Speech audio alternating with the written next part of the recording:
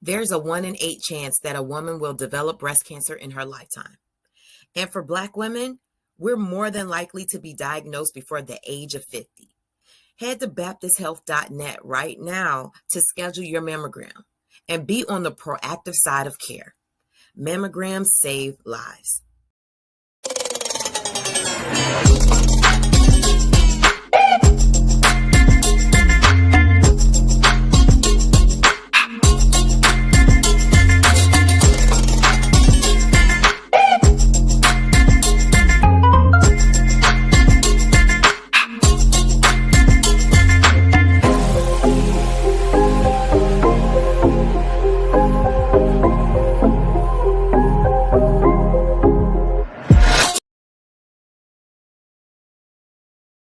When the last time you had a prostate screening? I haven't done. What about colonoscopy? I've been thinking about it. I know I have to do it. Come on, man. You know, we can't wait till something happens. We can't wait for nobody to do it for us. We got to do it ourselves. Yeah, you're right. You know? So we got to make it a priority, man. Yeah, I'll do it. I'll do it. Full checkup once a year. And make sure you ask the doctors, you get a PSA. And important, make sure you get that colonoscopy. You're 50 now, man. You got to get that done. Okay? This was awesome.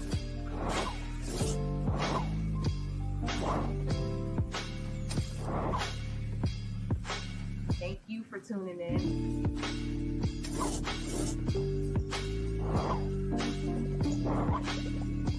Hey. What's up, y'all? Welcome to another episode of the Can We Talk podcast, our show where we talk about weekly news, events. This is our weekly news podcast. There I am with my graphics and everything. Y'all, what's up? Let me see who in the comment section. Y'all already there? Hey, what's up, Amaris? Hey, what's up, JJ? What's up, Tontis? Thank y'all. Give me some love. Y'all know I like to start the show with energy. Let me know. Oh, you like the intro? Thank you. Thank y'all for tuning in. Look, we was on time today now. We was on time. We went live at 6. Had a little bit of stuff. We needed a few minutes to get ready, but at least we started at 6. Okay. But thank y'all for joining me. Oh, we got the natural hair today. How y'all feeling it? Keep. Hey, what's up with my keeps in the audience? Keep sending me the tea. If you're new here, keep means keep sending me the tea, and we're gonna keep giving y'all great interviews. So when you see us say keep, you put it keep in the comments. But yeah, thank y'all for joining us today. I appreciate y'all. As always, every week, it is a labor of love to do this podcast live, but I enjoy doing it. Also, too, everybody, please like, share, subscribe. That helps us with the algorithm, especially on YouTube. That's where we're focused on right now, growing our audience. So please share this with a friend, share it with a neighbor, share it with a stranger, share it with anybody who deserves this great content over here that we're doing at the Can We Talk podcast, right? So thank y'all for doing that. We have a very, very good show today. We got our things together. I have some new little trinkets and things like that I want to test out, so keep the natural. Okay. Look, this is a last minute situation. I would have had the wig on, but I was like, you know what? The fro is from, and let us do it. I got my Kenya doll inspired headband on, as y'all see. Kenya is behind me. But yeah, we're in for a really, really good show today. We got some hot topics, City of West Park drama. I was just watching a commission meeting all the way to the end. Y'all, I can't wait to get into that conversation. But we also too got some really, really great interviews. Councilwoman Wilson from Miami Gardens is going to be here talking about her Juneteenth event. We also have Kemba Gosier. She is a sickle cell advocate. She has a really dope event happening this weekend, so she's going to be coming on as well. But we also too just have some news of the day and hot topics and feel good news and all our things. So without further ado, I'm going to hop into it. And you know what we got today? We have our segments ready to go. So we're going to start out the show with news you can use.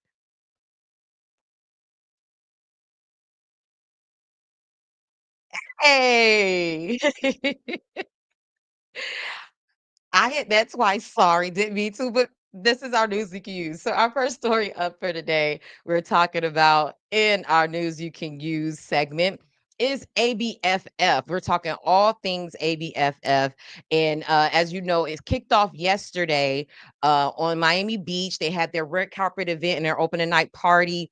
And just wanted to share with you guys some events just in case you can still get individual tickets. You can't get the pass that gets you into everything. Unfortunately, the event that I was talking about with, the super, super talented, super, super hot uh Lorenz Tate last week. We were talking about his Love Jones event. Unfortunately, those tickets are sold out, but you definitely can still get individual passes. And there's a free event happening in Overtown that's featuring a movie by Lil Romeo and some other, I think Method Man is one of the people who are starring one of the films. So you guys could go to that. And that's an Overtown, historic Overtown, and it's free. But here's some events that I just wanted to put on y'all radar for you to go to this week for the American Black Film Festival. As y'all know, we're a partner and been covering them, and we had our interviews. So I just wanted y'all to know some of these things going on. So it's today the 13th. Oh, at 9:45, you got time. You can watch us while you getting ready for this. They have in there because they're funny comedy night. So this is for comedy lovers. It's at the New World Center on Miami Beach, featuring some up and coming comics. So you definitely want to check that out. Then on Saturday, you have the Remembering Love Jones. If you are a ticket holder, if you have your pass,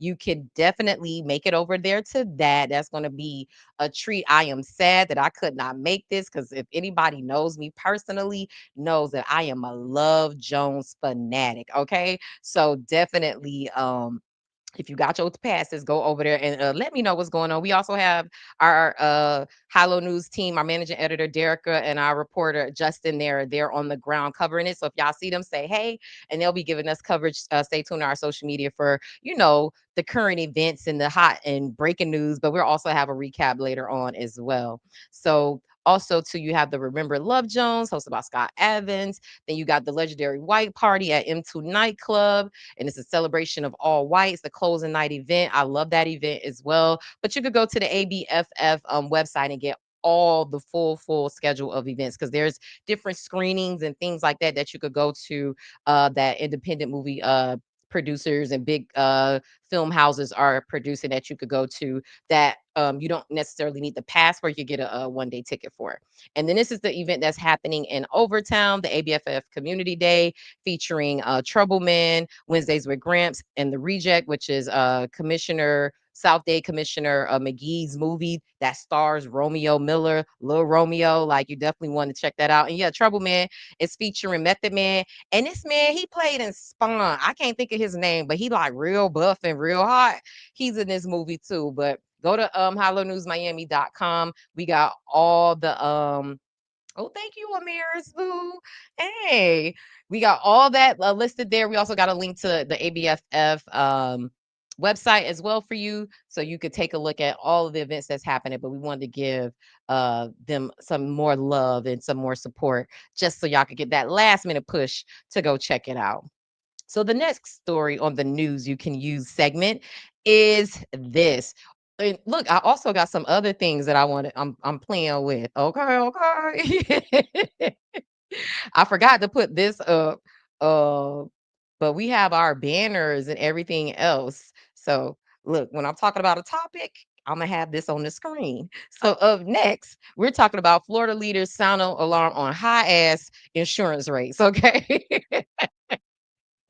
So definitely, let me tell y'all about this story that we have on HighLowNewsMiami.com. A lot of our stories that we talk about are on our website. If you are an exclusive email subscriber, you get these stories first, but I'll come here on our podcast to, dive a little bit deeper into these topics. And so this is one of the ones that we were talking about this week on High Low News. And so Florida leaders sounded alarm on skyrocketing property insurance costs. About damn time, right? All my homeowners and any other owners of stuff, just people who got insurance, y'all already know that property insurance is so high. We know that the hurricanes here are part of it, but we also know that legislation is also an issue too. So as you can see, You got Congresswoman Frederica Wilson. You see Commissioner McGee and some other white people who name I do not know, but I'm sure they're very important people. So on June 5th, Congresswoman Frederica Wilson, Florida 24 District, hosted a policy briefing on the property insurance crisis, bringing together lawmakers, consumer advocates, and industry experts to examine rising costs, dwindling coverage options, and mounting pressures on families across the state, right? And so everywhere I go in Florida, doesn't matter what parts, folks are from, people are concerned about property insurance crisis, said Wilson. It's time we tackle this issue head on. So they had this event to talk about these issues. Wilson introduced the Homeowners Defense Act, which aims to support efforts to manage disaster stabilize the insurance market. According to Insurify, Florida homeowners now pay an average of $11,000 annually for property insurance, far above the national average. 11,000 of them things. That's effing crazy. Like crazy. So glad they are addressing this issue. And so if you want to oh, that's Michael Jai White. You going back, sorry. That's who that actor was. But yeah, they're tackling this. And honestly, I'm glad that people from different levels of government are coming together to say, hey, this is a nonpartisan issue. $11,000 a year is crazy. Like, what's going on in Florida? So I'm glad that they're tackling this, and they go into depth on what they want to do as a commission. And the thing is to hope that this legislation helps reduce this burden on Florida homeowners. But wanted to bring that story to y'all because y'all know me. We mix the meat, the good in with the bad here, because, and not the bad, we mix the medicine in with the candy. I'm gonna give y'all real information, but we also keep the drama coming a little bit with the political theater, as to speak, but definitely want to keep this information at the forefront. So like I said, that story is on hallonewsmiami.com. Make sure you go read up on it, especially if you're a property owner and you want to know what the elected officials are talking about when it comes to your home. Okay. So the next story on our News You Can Use segment, and as y'all can see, I have my links already ready to go. I've been working on this all day, like it nonstop. So it's a lot of work to do this.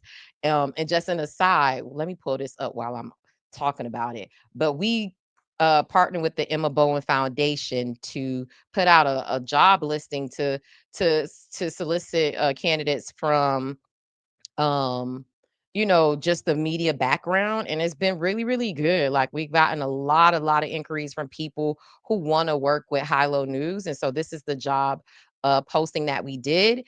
And so let me take this banner down for you guys. But yeah, we put this job posting up. They did a collab post. If you go to our Instagram page, you'll see it there. And hopefully, moving forward with the hiring of a podcast producer, that I'll be able to move freely through the show and have a lot of things together and be able to be more timely and be able to stick to it a consistent time with the show. And so definitely we have this grant funding, and I'm reaching out to expand our team and expand my capacity. So if y'all know anybody with the skills that could want to work with an emerging independent media outlet, news outlet like Hollow News, send them my way. The information is on our Instagram page, and it's on our now hiring page on our website. So just wanted to share that with you guys. But as y'all can see, I have my links and all my stuff together over here for you guys to check out.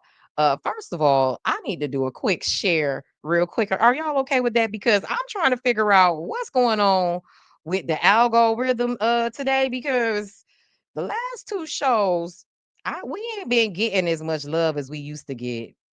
And I don't know what's going on.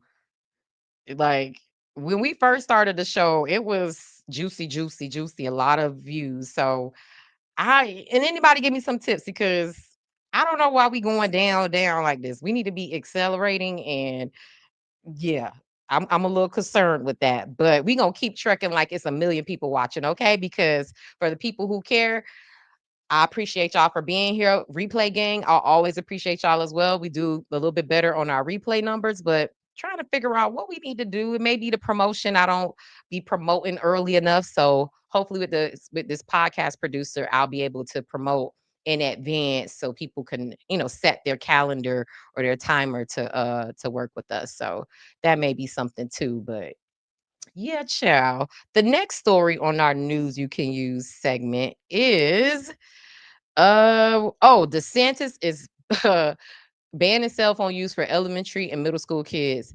Do y'all think little kids need a phone? Because what's really tea? I would say more promo. Okay. That's fair. That's fair. We definitely could do a better job at promo. So I'm gonna try to do better at that. But our next story, as you see on the screen, is Ron DeSantis saying kids leave that. Look, if you 6 years old, you don't need no mother effing phone, okay? While you in school. I agree. Let me know if y'all think y'all before we get into the y'all personal situation, do y'all think kids, that's a good point, JJ. Do y'all think kids, little kids, elementary, middle school kids, should have a phone while they're in school? I personally think it's distracting, but let's see what Ron DeSantis had to say with his situation over here. So we got an article as well on Hollow News' website for y'all to take a look at, and let's bring it up here for y'all.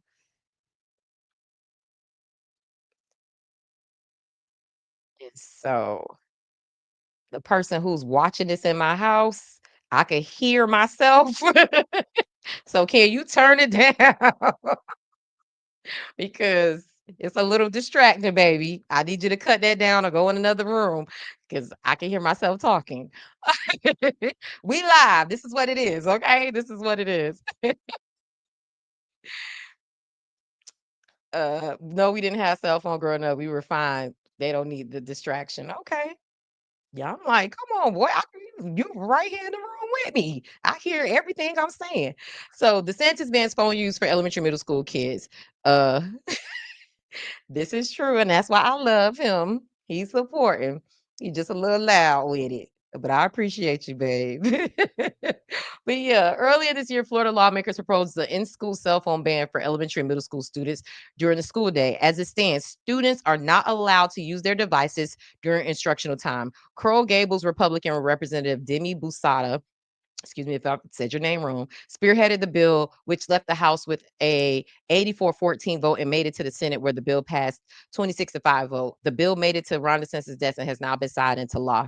Representative Ashley Gant of Miami brought up concerns regarding the safety of students during activities, cited the inability to contact parents or guardians during field trips and outings.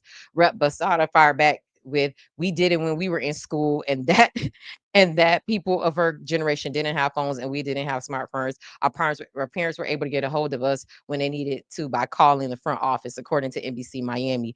House Bill 1105, HB 1105, not only prohibits cell phone usage, but the other major usage, but has other major education. Let me try that over. House Bill 1105 not only prohibits cell phone usage, but has other major educational impacts. What was going on with that? I was choking on that damn sentence. Hey, what's up? I'm just coming back to this screen. What's up, Justin? Tell them the news. We over here telling them, right? And so, on top of the pilot programming involving 6 counties that would prevent cell phone use in high schools during the entire school day, HB 1105 also empowers charter schools through a number of measures. For example, charter schools will receive a portion of any sales tax income. They will also be able to move from public charter status without a majority support from teachers. These efforts are in line with Republican agendas to legitimize public schools. Delegitimize public schools while bolstering charter schools and private schools. Although it is highly important that our students are engaged while in class, the cell phone ban seems to be a temporary fix to an issue that isn't as pervasive as major issues in our schools, mass shootings and general safety. Last year, there were 39 shootings with injuries or death. This year, the United States had several school shootings with this perspective, the regulation of cell phones seems to be even more short-sighted when parents are worried about the safety of their children every time they leave the house. Okay, that was done by Tori, our hard news reporter. And that was a good, comparison there. Hey, what's up? Florida's needs you in office. Oh no, they don't, Justin. I would never run for office. But let's let this cook for a little bit, because I saw where we went with this. I saw where we went with this in our article, in our coverage. I just personally don't think that kids should be able to, I'm not saying they should not have them. I'm saying they should not be using them throughout the day. And that's why, so if there is an emergency situation, then the child should no sir. The child should have access to their phone, right? They'll be able to call their parents if the something's happening. But for them to be on their phone in the hallway and doing all this, we all know what the kids be doing. Like, let's not act dense here. But I do see the safety implications why some people who want them to keep their phones were pro that. However, it seems like this bill also allowed some other things to slip in for charter schools. And so it's that be the thing. That be the thing. Smartphones making me dumb. Can't imagine what kids doing. I mean, that's a fact. Like, if I was in school, I would have had that phone, searching for all the answers and everything else. So, and we're adults who went through the whole process, and now we're using it as a cheat sheet, but we know how to count and read. These kids, our doctors are using this. Like, that's kind of scary to me. I'm like, I wonder what the education system would have been. What are they doing to prohibit that? That's a whole other conversation, but this quiz. Exactly. So that's what they're trying to prevent. Like, especially in your formative years, like the little 7-year-olds don't need to be Googling what's going on. What's up, Brenda? Hey, what's up? But I hear what y'all saying. A lot of y'all are saying that y'all don't think we should have it. But also too, bills like this, as y'all can see, they're what I call like it's multi-tiered. So it's like one part of it is about cell phone usage. Then the other part is let's push forward things that benefit charter schools and not public schools, which is also another issue. So it's kind of like when you're voting on this, why I can see why Representative Gant probably was against this bill is because she saw what was pushing for this benefit for charter schools that don't benefit public schools, which they are in the process of like dismantling, as we see with the Department of Education and in the state of Florida. That's the whole thing as well. So true, Justin. It's definitely dumbing us down, right? So yeah, that's what's going on. Y'all can read that full story on Hollow News's website. We got that there for y'all to check out. In our next story in our news you can use segment is That Part podcast premieres next week live on June 18th. If y'all know, That Part podcast is my show that I do with Papa Keith. It is our political and social issues show where we have guests on and we're talking about issues of the day and elections that's going on. So wanted to share that with y'all to let y'all know like we got this going on next week, and we're kicking it off. We usually kick it off on Juneteenth. Last year we did that, so we're keeping with that this year for season 3. And this is, let me just share this with y'all so y'all have a little visual going on with the situation. But yeah, it's premiering next week. Excited to be back. We have some great guests coming up. Definitely want y'all to tune in, set y'all reminders, set y'all calendars for that. So shout out to Papa Keith and That Part podcast that's coming back. Shout out to our producer, Derica. She does double duty. She does our podcast and she's our managing editor for Hollow News. So she'll be helping us get right for that. And that'll be kicking off next week at 8 p.m. Back to the education thing. That's what the people said, not me, child. We all know Ron DeSantis has his issues, girl. But it's the thing too. He can't work alone. Y'all see that thing pass through the House of Representatives and the Senate. So if he had a majority Democratic legislator, he couldn't just push through his agenda either. So it works on different levels. That's why we have to be engaged in voting and doing the things that we need to do, which is what a lot of times me and Papa Keith talk about on our show. So make sure if y'all want like a deeper dive into the politics, a little bit more and more like interviews, Y'all definitely check out that part podcast. In our first episode, Papa Keith, let me just give y'all a little bit of tea. Papa Keith is be talking about his run for office and what happened in the behind the scenes. And as y'all saw, my friend got a little beat up in that process.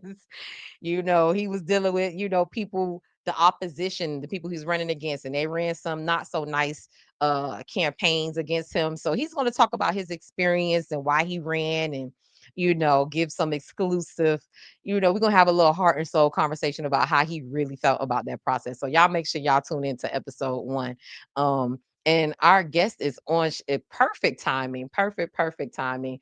I see you backstage. We have up next Councilwoman Katrina Wilson. She's here to discuss the Miami Gardens 2025 Juneteenth celebration. So as she gets ready, I'm going to tee up some of these things here. As soon as her camera comes on, we will bring her to the stage. But I'm going to bring up some of the visual aids that I have for our conversation. Really excited to have her on. She always comes here every year to talk about what's going on with the Juneteenth celebration in Miami Gardens. So y'all, keep it tight, keep it locked in for that. And we'll give her a few seconds to come on. So while I'm looking for this, just to pre-up the conversation, I wanted to show y'all this because the theme this year is Met Gala. It's all about the fabulousness of of what's going on. Okay. Oh, I see her. I see her. There you are, Councilwoman. Okay. So as I get this teed up for you, welcome to the show. None other than Councilwoman Katrina Wilson. Hey. Right there, right there. How are you? I'm good. How are you? I'm not complaining about anything. I'm working extremely hard, but I am not complaining. I'm just wonderful. Thank you. Thank you. Y'all show Councilwoman Wilson some love in the chat. Give me some hearts. Give me some applause. Y'all know I like the energy when we're live. So thank you so much for coming on. Every year you come and talk about Juneteenth. So I was really excited that you came back this year because there's a few changes. So I'm glad you're able to kind of like go into detail about how you guys are making it bigger and better. You got the Met Gala situation going on. So, just jump right in. Okay, all right. Well, I'm gonna let you prompt me with the first question, and then from there. All right.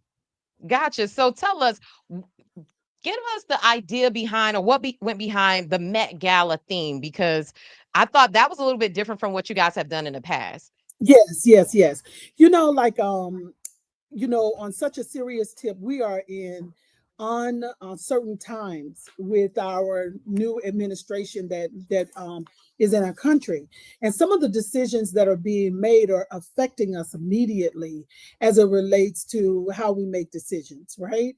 And so, one of the things that happened is that our president decided that he was going to cut personnel from the Weather Bureau, and I was watching the news, and what their concerns that they expressed was, what the people that have been laid off were so valuable to tracking storms. Now last year when we had our Juneteenth, we had been declared, a national, a state of state of emergency because of the storm. And the Lord had it as such that the storm stopped the day before, right? And so I was thinking to myself, I said, Lord, I don't want to have a Juneteenth experience outside and be caught up with a rain situation that would, in fact, impede the safety and the planning of our community.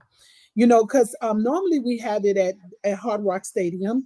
And another thing that caused us to have to move is that we were sandwiched in between two events. And we didn't have enough time to break down the stage and put the stage up in for those other two events that preceded us and that came after us to be able to set up.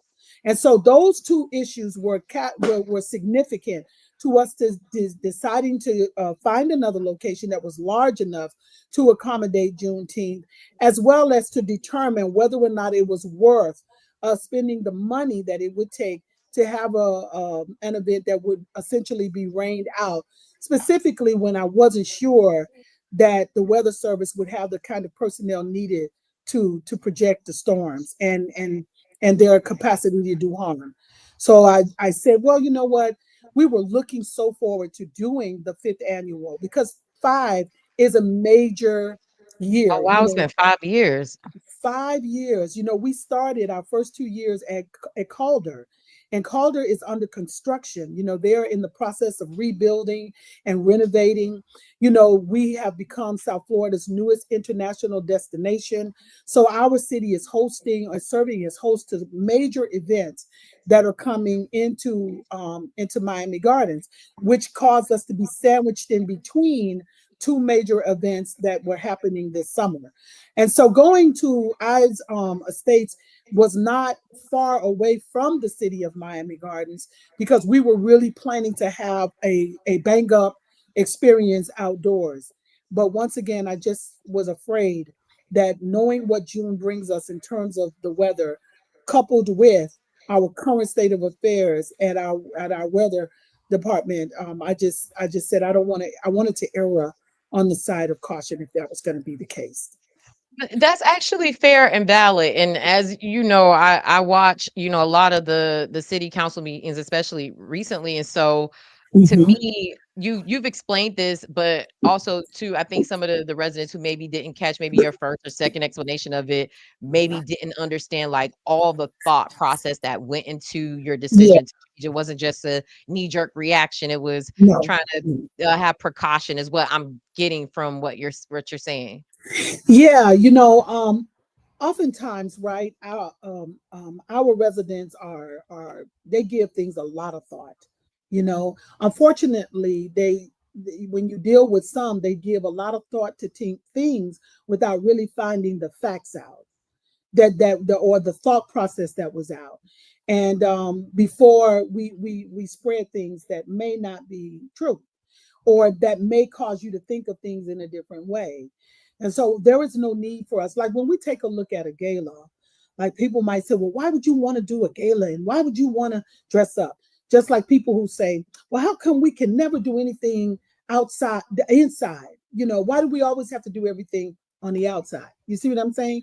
So what we try to do is to offer a balance in our city to so much of what we do, whether it's indoors or outdoors, whether it's for our youth or our seniors or our generations that are all in between. We try to do dance festivals. We try to do health festivals. We try to exercise. We try to do dietary things. We have a cornucopia of different programs that we offer to satisfy the interest and the desires of our residents. And so we said, well, how can we pivot? What can we do that's different? And that is true to Juneteenth. And when we thought about it, we said, well, we were going to do this anyway, because we've done it every year. And that's to recognize the citizens, right? The citizens in our city who are working every day to make our city great. The people who are galvanizing this community and external communities, people who are serving as the thread that knits us together to make us one, to make us stronger as a people, right? And as a community. So the gala, and we call it Gala 1 and Gala 2, it's really about us, number one, just doing just like they did for the Met Gala, right? Every year they come with a theme and people put on their dress, and the actors and actresses and the entertainers, they show you that side of them, a side that's different than the characters that they play in the movies, a side that's different from them than being on stage. They come in their very, very best to honor themselves. And so that's what we decided to do. Let's honor ourselves. We have done a tremendous job in the city of Miami Gardens, totally in line with what Juneteenth represents. Our founding charter members, along with our founding mayor, uh, Shirley Gibson, all of them had this idea that they could self-govern themselves. And when they started out with Destiny, it didn't work the first time, but they came back, and now we have a city that we all are very, very proud of, and I'm very happy to be a part of. But there was change that was necessary. And some people weren't always ready for the change. And some people second guessed the change. And I believe that everybody ought to have the discourse necessary for us to get to a point where we say, okay, this is where we're headed. I think that that's the freedom of it. But it's a necessary part of what Juneteenth is. And that is to try new ideas, to get us thinking together, to get us in the room together, to get us celebrating a common place, a common theme, and more importantly, for us to exercise our fundamental right, and that is to be free, to laugh, to dance, to smile, to express ourselves, but also to be us as a community. Love that. And just for clarity, you said Gala 1 and Gala 2. Are you guys doing 2 galas this year, or you're talking about previous years? Okay. Actually, what we're doing is we're doing 2 galas in the same day, right? The gala, the first part of the gala, which is Gala 1, it honors our community. We have members in our community who have been doing incredible things. And so we're going to honor them for those incredible things. Every single year that we've done Juneteenth, we've brought community members, small business owners, teachers, just a range of folks that have done, journalists, newscasters, people who are out there doing the work and who are just doing wonderful things for our community. This year, we're doing the same thing, only we're doing it inside. And so we wanted last year when we did it, we do it first, and then at the end of the evening, we have our big entertainer that comes in and they perform. And so it's going to be the same thing. We'll get through all of our honors and awards in the very first part of the evening, and in the second part of the evening, you will get the wonderful Jagged Edge that will come on. We'll have the battle of the DJs. We will have more dancing and things like that. It's called the after party. We're gonna have a wonderful time right so there. It's kind of like a part, but it's the same day. It's like, and it flows right into the next event. Absolutely. Okay. It goes right into the next event. And so, and we're telling people, bring an extra pair of shoes because we're going to have such a wonderful time. Jagged Edge is a stellar performers. They have just a plethora of great music and I love entertainment. Jagged Edge. I'm telling you, it's good cleanup music, isn't it? Yes. Walked Out of Heaven is my song. Look, and that's what we're gonna say. Hey, that's my song. That's my song. So we're very excited about it. It's something new and it's something different. I don't think that we've dusted off our long dresses in quite some time. I don't think that we have gotten together to say, hey, you know what? Instead of just coming in, our regular stuff, let's try something different. One of the things that I have loved about the city of Miami Gardens is that they are not afraid to get outside of that box. They are some of the most sophisticated and intelligent men and women that you ever want to be around. And I know that when they express their creativity in terms of Juneteenth, in terms of the attire that they will put together and come on out in, it's going to be a spectacle to watch and to view. I have not been many places that I haven't been more impressed with than home. I just haven't. I mean, no place like Miami Gardens. I'm telling you, there's no place like it. It is truly a cornucopia. You got such a wonderful mixture of people from all educational backgrounds, all types of professions, people who are businessmen and women. They just are the model for so many wonderful things. And we have the unique opportunity of being sandwiched in between other great cities, Miramar, Hollywood, Liberty City, North Miami Beach. We're sandwiched, and Opelika, we're sandwiched around some of the most important and most progressive cities that you can be. And we sit right there sandwiched in the middle. So we're very, very proud of what that brings together in this wonderful, I call it this, in this wonderful chef salad of people. Gotcha. So let us know, because there now is increased ticket price. So give us some details, like on the where. I know it's the Gulfstream, right? But give us some details on ticket price and where it's going to be and how people can purchase tickets. Okay, they can purchase tickets on mgjuneteenth.com. All of the information that they need, it is right there. Now, you get, when you are coming to Gala 1, that will allow you to be able to witness the awards show and the wonderful presentations of the children and the community acts that we have, the choir that we will have, the Juneteenth choir that we have formulated.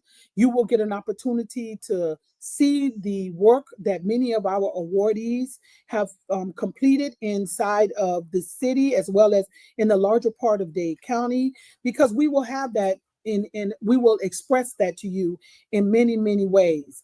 We are having over 150 seniors that will be transported over to that venue so that they can participate in this Juneteenth celebration. So if you go to mgjuneteenth.com, you'll get all the information about ticket prices. You'll get the information about VIP experiences. You will get information about the early, and then the after party that will be loaded up on there as well. Gotcha. And so if you're looking at the screen, I have the website up, but also too, you guys could check it out from their social media pages as well. A lot of them from the Councilwoman's page, they are like connected. They'll do collaboration posts. So if you find Councilwoman Wilson's page, you'll be able to find the Miami Gardens Juneteenth page as well. Councilwoman Wilson, we have some questions in the comments. Okay, One of them was regarding the ticket price, because I know that it's around $80 for the new price. right. Amaris asks, what do you say to residents who can't afford that ticket price? Generally what we do, and I understand that these are not the best of times for everyone, because of where we are, there was nothing I can say. I can't say, that I can give free tickets, because I'm bringing the seniors who could not afford to come, and we are paying their way in. And we could not have a a free celebration for everyone, so we had to pick and choose who we were going to invite, and the most needy of them are our seniors, and they were very So the seniors excited. get a free ticket. They get a free ticket and they receive free transportation to come to the event. Yes. Gotcha. Someone Mhm. asks, how much does this cost for the city to produce? There's Well, someone saying something in the comments about $300,000. I just don't want that. If that's not true, I don't want that to be something that's out there. our budget every year, not from its inception, but every year, it has averaged about $250,000. That's how much we allot. That includes our stage, that includes the acquisition of the artists, that includes the award that we give to all of our community performers. It is also the decor that we have in there. And generally, we don't charge anything but like $20 for a car, and you can have 900 people in your car if you can fit them in there. And we've done that every single year that we have been operating. And so this year we are not going to rob our seniors, of the right to be able to come. They have paid a great price to this city, and we wanted to make sure that we take care of them first. Gotcha. Mhm. Anything else that you would like to add regarding the event that people should know about?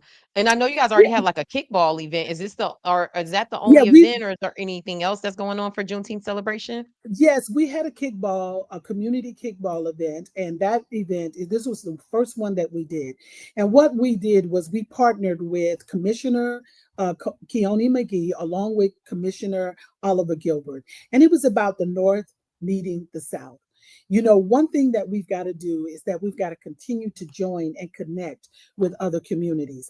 And you know, let me say something to you, and I want to be very clear to the listeners. You know, people will bring up money when money doesn't really matter when it comes to your freedom. It doesn't matter when it comes to your community coming together. It doesn't matter when you really are talking about and focusing and bringing a unified front to a community that needs to continue to grow across this county. And when you think about it, you know, and you shift the attention from a dollar to what the currency and the value of you and I being able to see each other. Now, I'm going to tell you something. Before we began with Jazz in the Gardens, Shirley Gibson said, "This is the way we build community, by bringing people together." Before there was a Jazz in the Gardens, we used to go down to the Classic in Liberty City for the parade. And all of the alumni of FAMU would come down, all of the high schools. And you know what that was about? Keeping our community strong. And nobody talked about the dollars. The moment you begin to talk about the dollars, then you know what happens? You end up with nothing. You end up with nothing. We've got to be willing. We've got to be willing to do the things that are important to keeping us together and keeping us strong. Now, here's the deal. You know what we don't know? We don't know what tomorrow holds. We don't know when this president could decide, as he drives the militia through the streets, that we will be on a shutdown. We don't know when we will be forced, like our ancestors, not to even be able to talk to one another. And so if we don't connect now, then what will our connection be later? And so when Juneteenth, when they were given the right to be free, you know what they did? They went in their houses and they got their collard greens and they killed the pigs and they made their favorite foods. They got their children together and had them to do orations, to give, or they sung together. They went to church together because they knew the importance of being one, of being one. That was what was important. And long before Juneteenth became a national holiday, there was this lady, her name was Opal, and you know what she did? She says, "I'm going to walk to Washington so that you can remember the day of freedom for us in America." And so we've got to understand that there are some things that are priceless. The only thing that you can ask for is for people to be studious and good stewards over what you've entrusted them with. But we cannot rob ourselves. We cannot rob ourselves, and nor can we allow ourselves to become distracted with nonsense. I gotcha. I see we have a few comments in the in the comment section. I know, I know. What I will I give know. you kudos for, Councilwoman Wilson, and you know, we've talked offline about different things. You're Yeah. one of the few elected officials that have stepped on here live. And so that means you're seeing all the comments live. I see you're also addressing them also too in your responses, even without me even saying anything or asking a question. So I appreciate that, because some people um are afraid of that. And one thing I give you, for a girl from Carroll City, you ain't afraid of too much. And but also too, this is a part of the discourse of like civic engagement. You know, you're an elected official that comes with people asking questions. Some people asking about why it's not in Miami Gardens. Also, you address why it's not. People asking about the budget. You address this. So I want to just give you kudos on that, because I'm looking at the chat and I don't know if you can see it, but you know, some people have some comments, but I appreciate you for coming on and also too explaining why this was important for you to celebrate Juneteenth and what freedom means for us as melanated Black people who were descendants of slaves. So just wanted to give that sidebar to break up any Yeah, tension, you know but what? this Because is you know what? live. This is live. So people are Yeah, commenting and they going let's to say go what on they and want to have a say, talk you know? about it. You know what? One of the things that I want people to understand that my mama generation and my grandmother's generation, they did their job. They did their job. See, they knew that they weren't educated, but they educated their children. They did their jobs by marching in the streets during the civil rights movement. They did their job by watching each other's children when the other one had to go on the beach and work for white people. They did their jobs when they got up every Sunday and they say, we're going to church and we're going to pray together. They did their jobs. What is going to be ours? What's going to be our legacy? How much money can we continue to spend on shoes and bags and hair? How much longer? And we don't say nothing about paying $75, $150, $300, and thousands of dollars for the things I just named. But you get an opportunity to come in and serve and connect with your community so that we can be stronger for our children and our grandchildren. And we worried about the price. And then we get at the table and we say, well, why does the Hispanic community do this? And how come the Jewish community do this? You don't ever hear them say nothing about price when they're doing it for themselves. So we've got to say at this juncture in our lives, what's going to be our legacy? What are we as Black women and Black men going to leave behind for our children to be safer in the place that we call home? What are we going to do? I mean, how many more pair of shoes you need? How many more handbags do you need? You know, and if we don't spend our money on ourselves to strengthen us, to have one another's back, to be able to say, hey, listen, you know, I had a problem at work, girl, and this is what happened. Let me tell you how you handle that.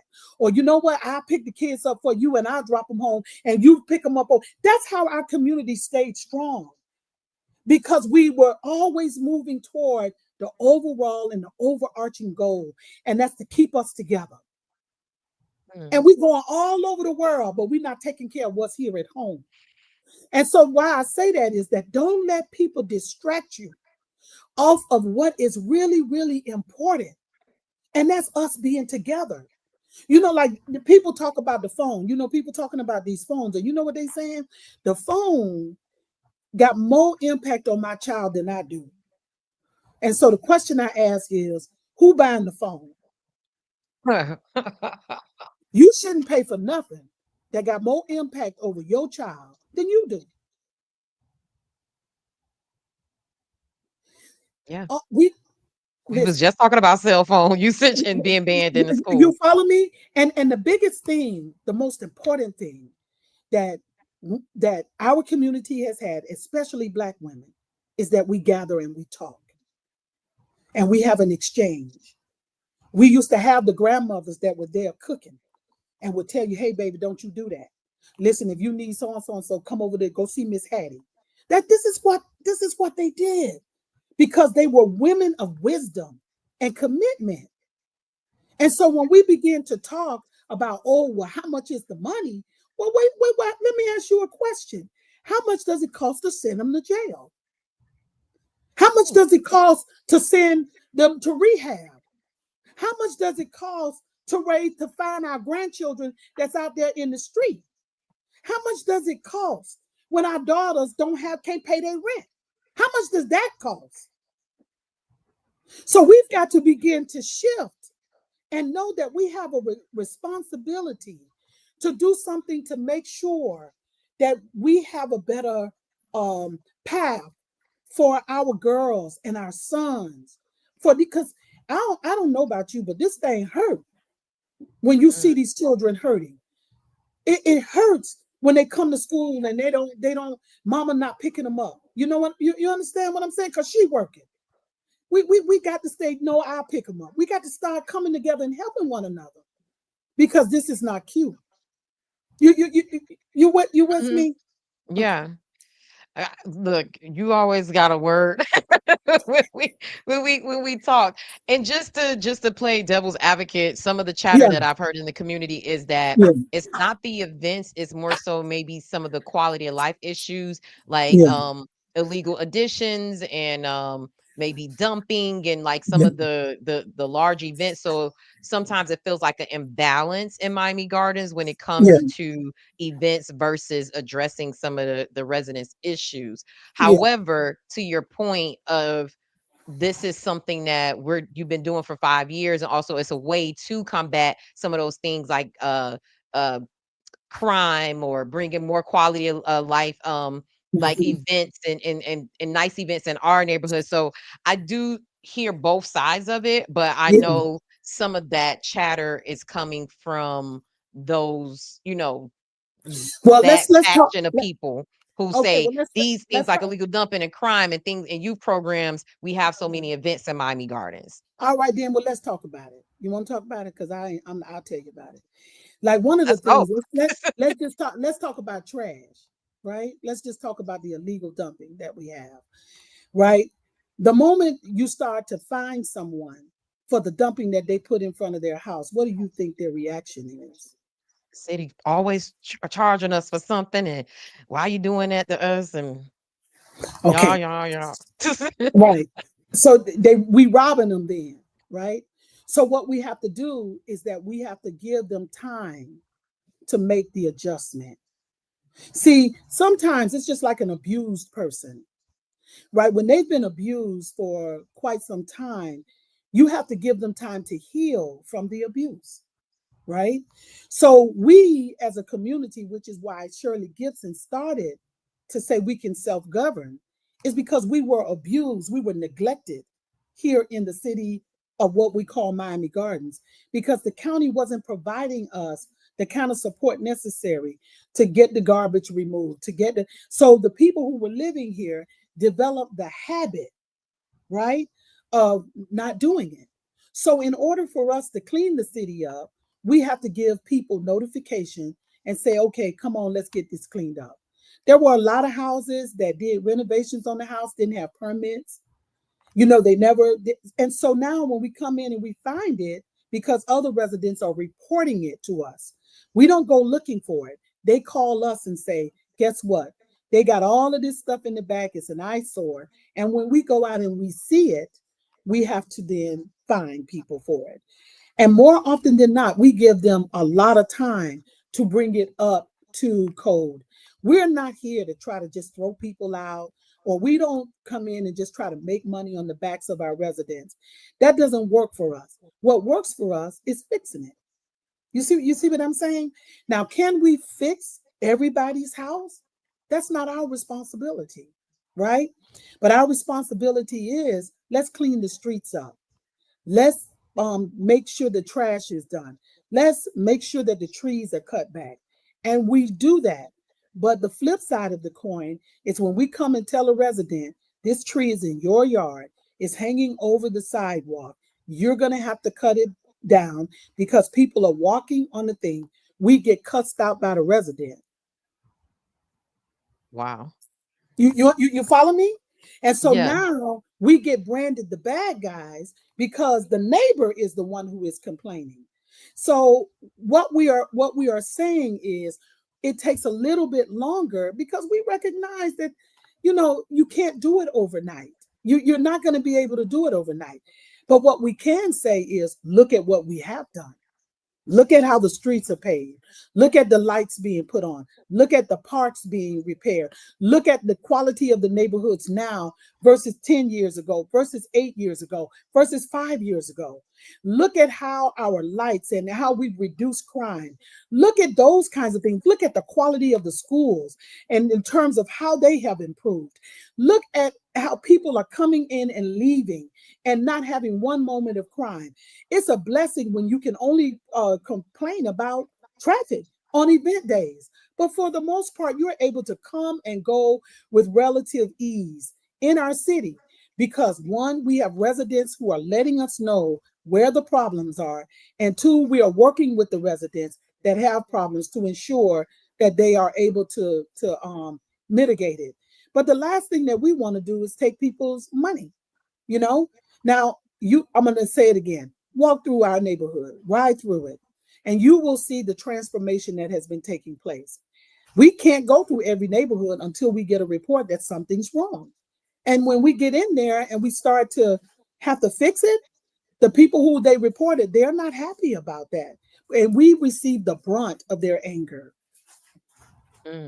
Yeah. Thank you for breaking that down. And also too, just the people who are commenting, if you missed the part of the conversation where Councilwoman Wilson explained why it's not in the city this year, it's just for the size of the event, it's just not, the venues aren't available right now in Miami Gardens. And so I think that we're building a hotel, and we're going to have a performing arts theater in our community that makes way for us to have those kinds of things. Again, it takes time. I think that we have to start to have candid conversations. I think that a lot of times people bring up issues that are a concern, and they're half truths. And they're half truth because it's truth from their perspective. But there's another side that helps to clarify how we got where we are. You see what I'm saying? And I think that when you do that, there was learning on both sides of the fence. I don't think that we can be in situations where we can't talk it out. I think that everybody has to say, oh, I may not have seen that or known that before. And I think it's on the side of the city as well as it's on the side of the resident, and in every community that you go in, there is a side to the story that both parties need to sit down and kind of work things out, if that is truly what they desire to do. There are times when people, they don't really want to work things out. What they want to do is to showboat. Yeah. And that's unfortunate. But we deserve nice things. We shouldn't have to leave, to go too far outside of our community to have nice things. And here's the thing, there isn't a gala event space outside of the Dolphin Stadium where you could kind of have something like that there. So it's not really a venue. And then also too, I want the people in community, especially if they're watching, can you guys think about the cost that it is to produce an event like that and to not have any revenue or anything coming back to even help offset some of the costs? And so to me, when I saw the increased price, I was like, oh, this has been a free event for 4 years. It's never been free. It doesn't come from, the money doesn't come out of the tree. This is a way for them to, I wouldn't say recoup some of the funds, but this is some way to offset some of the costs. Because even still, a concert for $80, y'all, like you couldn't go see Jagged Edge for that amount and then get like food and drinks and all of like. So sometimes I feel like people are being a little bit unfair or unrealistic in certain expectations of like event planning, because I'm like, oh, I get what all comes with that ticket, like versus, granted, if you don't want it, then you don't want it. That's, you just somebody who just never gonna see this is something, but you get what I'm saying? But if you think about the totality of what comes with event planning and how much it costs and how this was a free event. Also too, like you mentioned, there was a free event for Juneteenth, the kickball event. The seniors are able to come for free. So there's still that element of this is for the community too. But this part is a small, ticket price increase because there's a cost associated with it. Like to me, that was a no-brainer, but I was like, okay, I see some of the complaints. I'm like, well, how they gonna pay for it? But here's the deal, right? You know what? When people talk about what the cost is, when you come to Miami Gardens, you can probably name on 3 different fingers how much we charge. How much do we charge for so many events that we have every single day? And there are sometimes the events that we have that, I mean, you can just name them. We really don't charge anything. I think we don't really charge anything. Our residents receive a plethora. And even some people who don't live in Miami Gardens, they come in and they take advantage of what we offer for our residents. So many of the things that we offer, it really is birthed out of what our residents are saying. This is what we need. Unfortunately, sometimes those voices are not heard by the voices who say, well, we don't want to pay for anything. Like when they say, hey, listen, we need to have walks for health. We need to have seniors more active. We have programming now for that. When we say that, listen, our kids need to learn how to swim. We have programming for that now. So we program oftentimes for these what our residents are telling us. Even though it may not be a reflection of what everyone thinks, it is a collective reflection of what everyone thinks. Because I may not value exercise over valuing another health option. You see what I'm saying? But I got a portion of my needs met over here and a portion met over in another area. Because it is wide range. It is a wide range and very diverse city. Yeah. Before I let you go, just want to bring it back home to Juneteenth and just want to give Yes. you, a chance to say, Yeah. for anybody who's interested or who wants to attend, tell them why they should attend. And again, let them know where they could purchase their tickets to go. Yes, you should attend this event. It is going to be one for the record books. We will definitely have the opportunity to fellowship as a community and collectively as an African American community, and really to understand the importance of activism and understand the importance of us participating in our government, and to take advantage of some of the freedoms that this country has offered us and continues to offer us. And then really to do it with a purpose, and that is to come into Juneteenth, find and meet people that you haven't seen in a while, to really fellowship together and to recognize and pause for a moment, really what freedom looks like and how you continue to be an advocate for you in all of our events, all of our city, throughout our city, every single day that you come there. I think that everyone is going to enjoy themselves, and they're going to take away the spirit of what Juneteenth really, really, really represents. We've had some great sponsors. We have Subaru, the Miami Dolphins. We have Dimon and Dozier law firm. We have a lot of people, Mercedes-Benz. All of them are supporters of what Juneteenth represents, not only in the city of Miami Gardens, but in the country of America. It's one of the largest in the country, actually. It is. And we've been recognized by Essence Magazine as one of the best Juneteenth celebrations that you have in the entire country. Miami Gardens continues to be on the cutting edge of so many things. We have a very, very, very wealthy intelligentsia. We get outside of the box even when it's uncomfortable, but because our faith is always with us, we are believers in what the future holds for our city, and we're not afraid to go after it. And even when we transcend the fear, because it is for the greater good, not only of our right now, but also of our future. I think that we all probably have to meditate and pray and ask the Lord for guidance. You know what I'm saying? That we can move and do the things that we need to do for ourselves today that would help to preserve us in tomorrow. Mm-hmm. Yeah. Thank you so much, guys. So if you're looking at the screen, it's mgjuneteenth.com.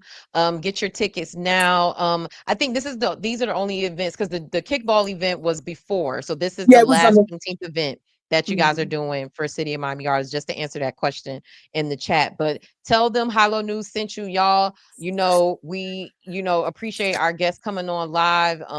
That's not something easy to do, to have people. So like I said, I appreciate you, Councilwoman Wilson, for coming on and even taking some questions that even detoured us a little bit from the conversation. But I'm glad that you were able to address them head on and give us that perspective as an elected official. So again, like I said, not a lot of people are able to do that. You and I have been talking since I became elected. And I know that the questions are sometimes difficult ones, and sometimes you don't have an answer. But I don't mind having a conversation about it. I don't want to be penalized because I might differ with some people. I just want them to understand where I'm coming from, like they desire for me to understand where they're coming from. But I think that whichever way, we should all end up in a place that we can agree to move forward in a common way, because we don't get anywhere just by getting mad, grabbing our purses and walking out the door. We get places when we say, okay, how can we take a little bit of this and a little bit of that and get together a strong meal that we can all eat from and be made strong from and progress together from.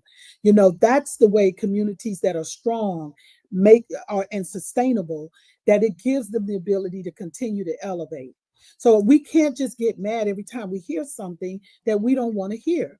We have to continue to work together to find a common ground that allows us to be able to hear. It's not easy now. Don't get me wrong at all. It's not easy, but it's necessary. It's necessary. And we don't do things because they're easy. We do them because they're necessary.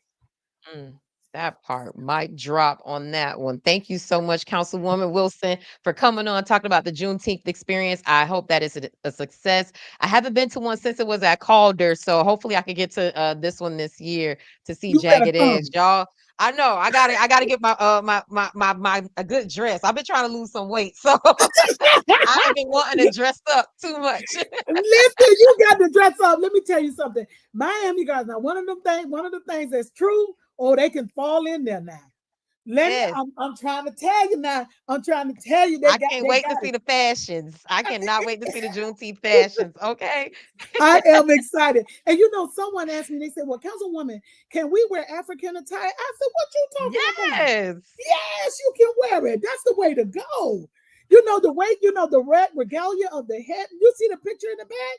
Yes, I can't wait to see what you're going to put on, because you be stepping through now. Listen, I may still be in there sweeping. But I'll be there. But let me tell you something. I'm going to be looking forward to seeing you on the red carpet and taking pictures and just making this a moment. I know we got to go, but I just want to say this. We got to seize every moment of joy and peace and love, that we have with each other. We don't know when things are going to change and how long it'll be before we will ever be able to gather like that again. So I just would say to the listeners, listen, man, seize the moment. Let's love each other. Let's laugh. Let's enjoy.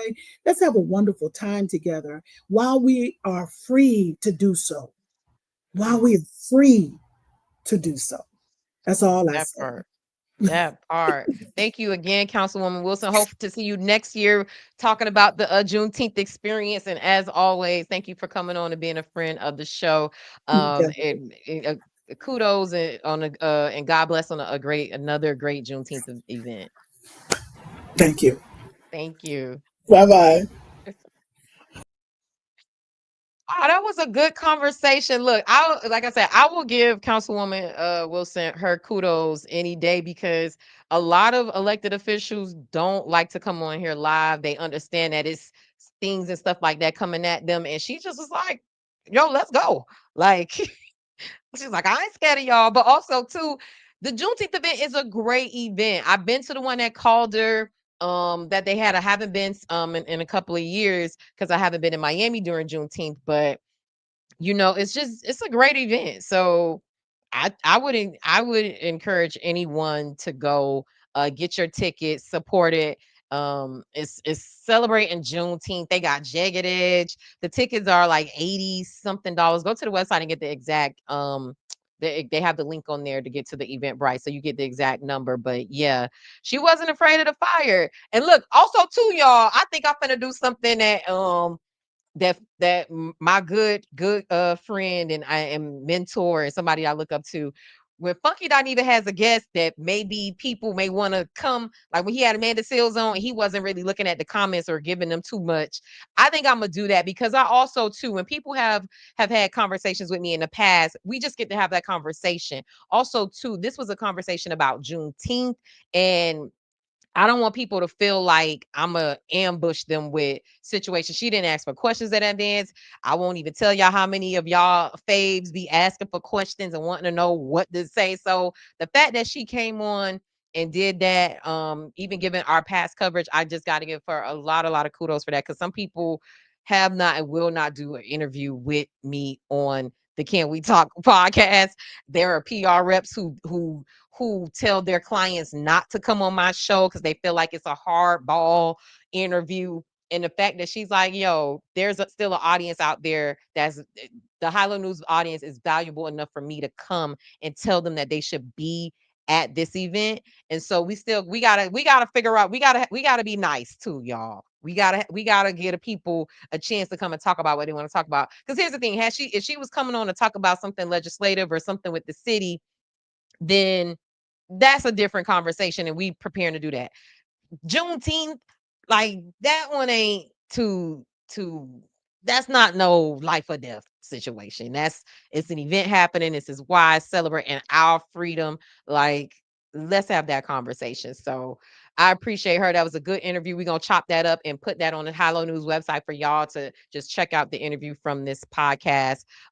Hey Tanisha, no, it's all good. You could replay gang and catch the interview. It was a great interview that we just had with not about to say Congresswoman. Look at me, the Freudian slip. Is that's what's next for Councilwoman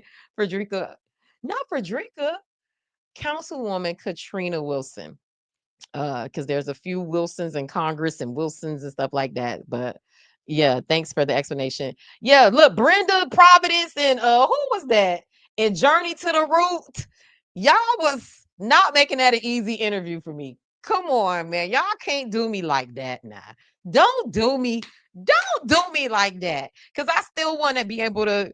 Here's the thing. I still want to be able to have conversations with elected officials when it's something that is an event, that's a lighthearted thing, and we get to talk about that thing. Granted, sometimes, some issues may come in, and I do think there's a valid question about the cost and people who can't afford it, or the cost of the event. Those things are relevant, but to be talking about FIFA and just throwing out numbers, I can't entertain that. That's not fair to a person who's just trying to explain their event. Like y'all understand that, right? Like how I maneuver my conversation, because I know this is a communal situation, and I show my comments and I respond to the comments, but y'all got to understand when I'm having a certain conversation why I want to stay on that topic for the most part, because y'all had my nerves working in this thing. Why don't do that? Let's be good, let's be nice, okay? We could be critical. We could ask certain questions, but we also too gotta foster. Let's not be so accusatory. Ask the question. And here's the thing, and that's why I asked the questions Journey to the Root. I think a lot of residents have an issue with the event not being a city. However, her explanation, because I got before my next guest come on. Exactly, they were getting on my nerves too. Cheese. But here's the thing. The residents have an issue with this. This wasn't even the hot topic of the night, but y'all finna hold up while we got our things. We finna go into a mini hot topic. Look what I got, y'all. Look what I got.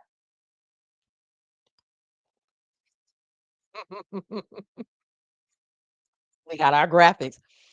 She explained that there's construction going on at Calder where they usually have it, right? And there's events going on at the Dolphin Stadium. Those are the only two nice, big enough venues that could hold something like that. So and then also too, the weather is I'm not in South Florida right now, but I don't know if y'all heard the thunder and the lightning going on. The weather is a real thing in South Florida in the summertime. Let's be real. Come on. Like, so I'm just like, those were the reasons. And here's the thing, Miami Gardens does have the new entertainment area coming, like in the city center by the Walmart on 27th, where the new apartments are, and that sand lot that was over there, they're going to turn that into a multi purpose situation. It's going to be hotels, it's going to be a performing arts center. So then there'll be places in the city to hold an event like that. Right now, what's the option? If she wants to have a nice indoor event, where's the option? Betty T? Come on. Hollandale is not that far, y'all. Come on, that's like right there. Here's the thing. Y'all forgot that a lot of the Jazz in the Gardens events used to be outside of the city. It used to be in Miami Lakes. They used to have the Women's Impact Luncheon. They still have the Women's Impact Luncheon at the hotel because it's not a space. They can't have it at the stadium anymore. It used to be at the West End. Like, so it's not uncommon for the city to have events outside of the city of Miami Gardens. So I don't know what y'all want butter from the duck, man. I just can't. People can't win for losing. A lady, it's too many people. They spent $400K last year with it being in the parking lot, and they spending less this year. She said they only spending $250. They spending less. Honestly, if saving money is the situation, and she's spending less money, what's the problem? Y'all just don't want that lady to y'all and see Katrina Carroll City. Don't get cussed out. Fucking with these people, okay? Don't get it. My good friend Justin was in here saying run for office. I will never run for office for that reason right there. Y'all be wanting too much out of these people. Butter from the duck, yes. She doesn't run from the issues. She doesn't. I give her that. She doesn't. The thing is, so and the event at Calder was a great family event. It's just if she wants something indoor, she wants it like nice. What does that look like? And they still, here's the other thing too. I think some of y'all maybe didn't see. They had a free event. We actually posted it on High Low News. They had a free like kickball event, like something for the community.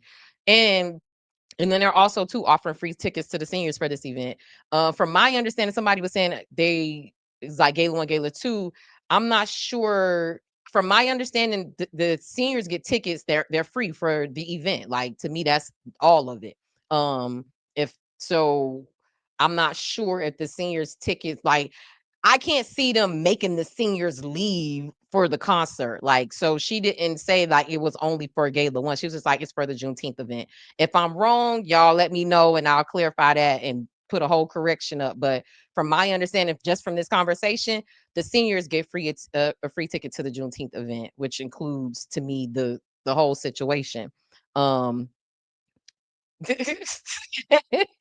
Again, if you're Florida native, the weather this summer is always off. This is why we can't go ahead. She held her own. Yeah, she did. I'm Carol City too. They ain't nothing a location. What that supposed to mean? They will be outside all over for. I get that, but if she's trying to be that free event was at Iowa State, not in the city.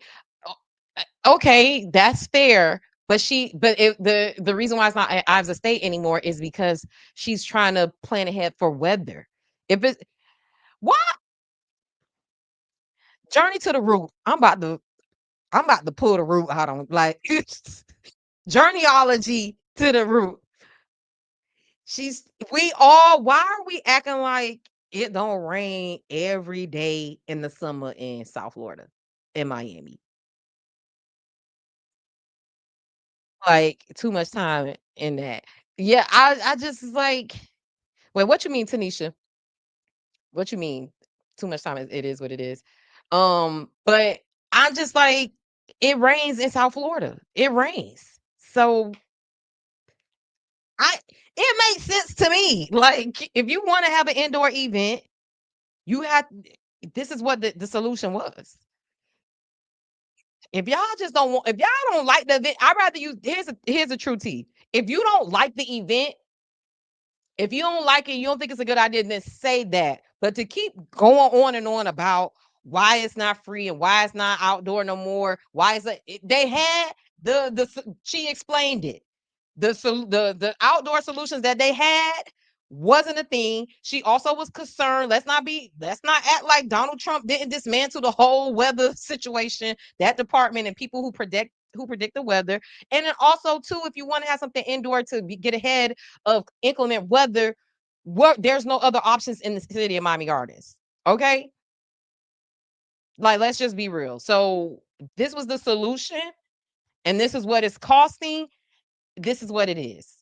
If you don't, that's right, auntie. If don't go, then don't go if you don't like it. Location and everything already done. Think of the purpose. Exactly. If you ain't got the money to go and you don't want to go, then don't go. If you missed the free events that they had, don't go. Also, too, shameless plug, Hollow News is going to be having a Juneteenth edition that we're going to be putting out on Monday with all the events that is happening that we've been getting from people. Juneteenth events that's happened across South Florida, a lot of them in Miami. There are free things that are happening. Go on that list. Unfortunately, the Miami Artists event is not what it was in the past, but fortunately, you do have an option. It's a gala. You get to dress up. It's nice. It's indoor. You got a concert with Jagged Edge. I love Jagged Edge. It's some other people performing too. So you could go to that nice event. There used to be a gala, a Juneteenth gala. I think StarX and Black Professional Network used to do for Juneteenth. So to me, I was like, oh, no, there's another option.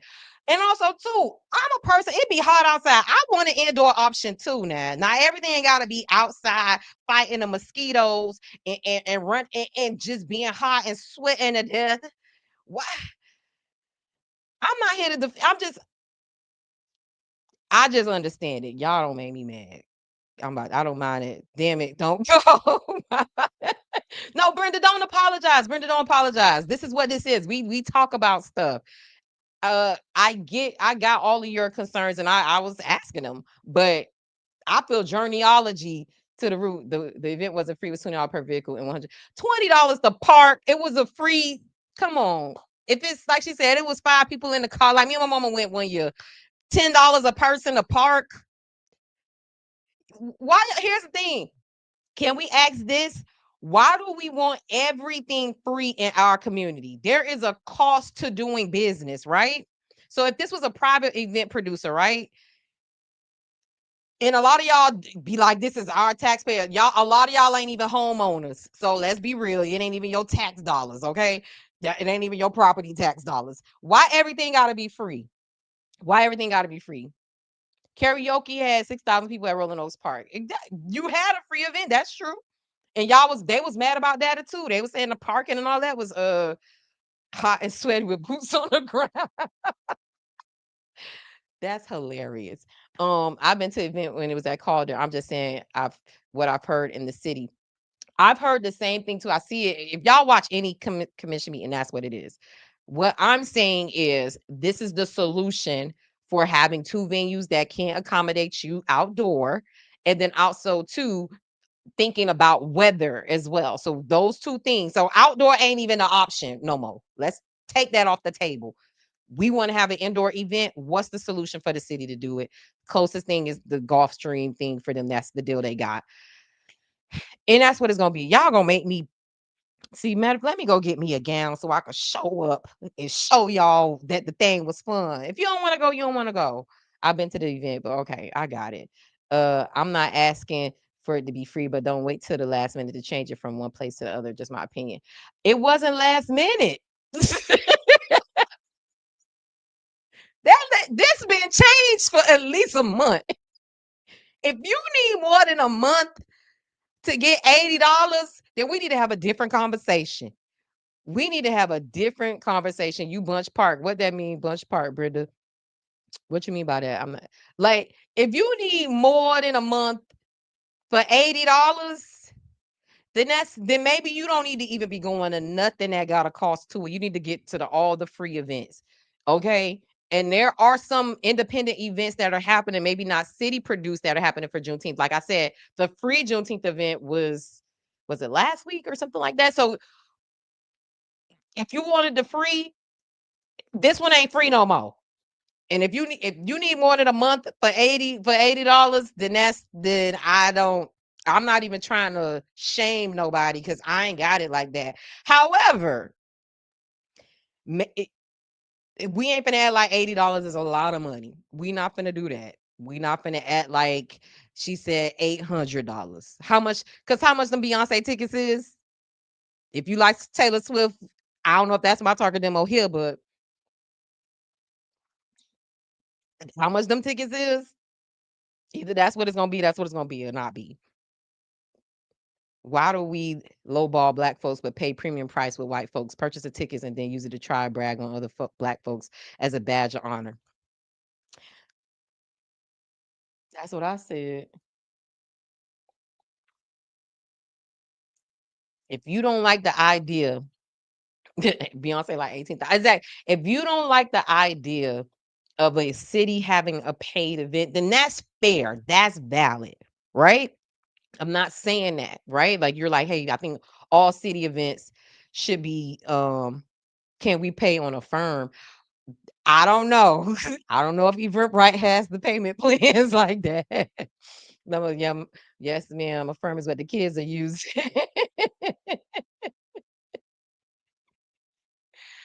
Brenda, you telling me to let it go? You're not telling me to let it go, Brenda. Brenda, please clarify. Please clarify. Who the I'm gonna keep it cute because I don't know who Brenda talking to, who Brenda talking to. I don't know who Brenda talking to. So I'm gonna keep it cute as I'm building my audience. But don't tell me, please don't tell me to let something go on the platform, the stream y'all I pay money for.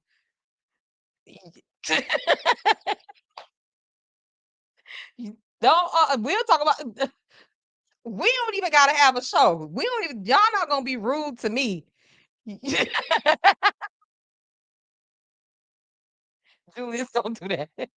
Because if I get mad for real, ain't no more show. Ain't no more show to have today because it's gonna be a whole different type of show.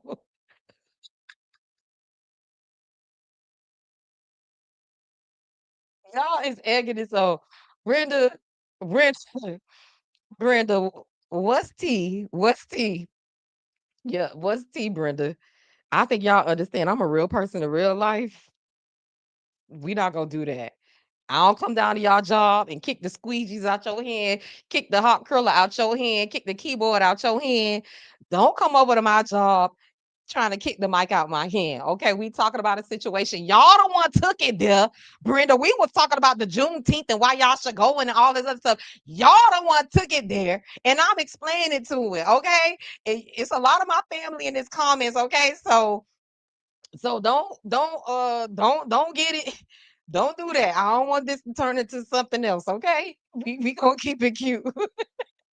We gonna keep it cute.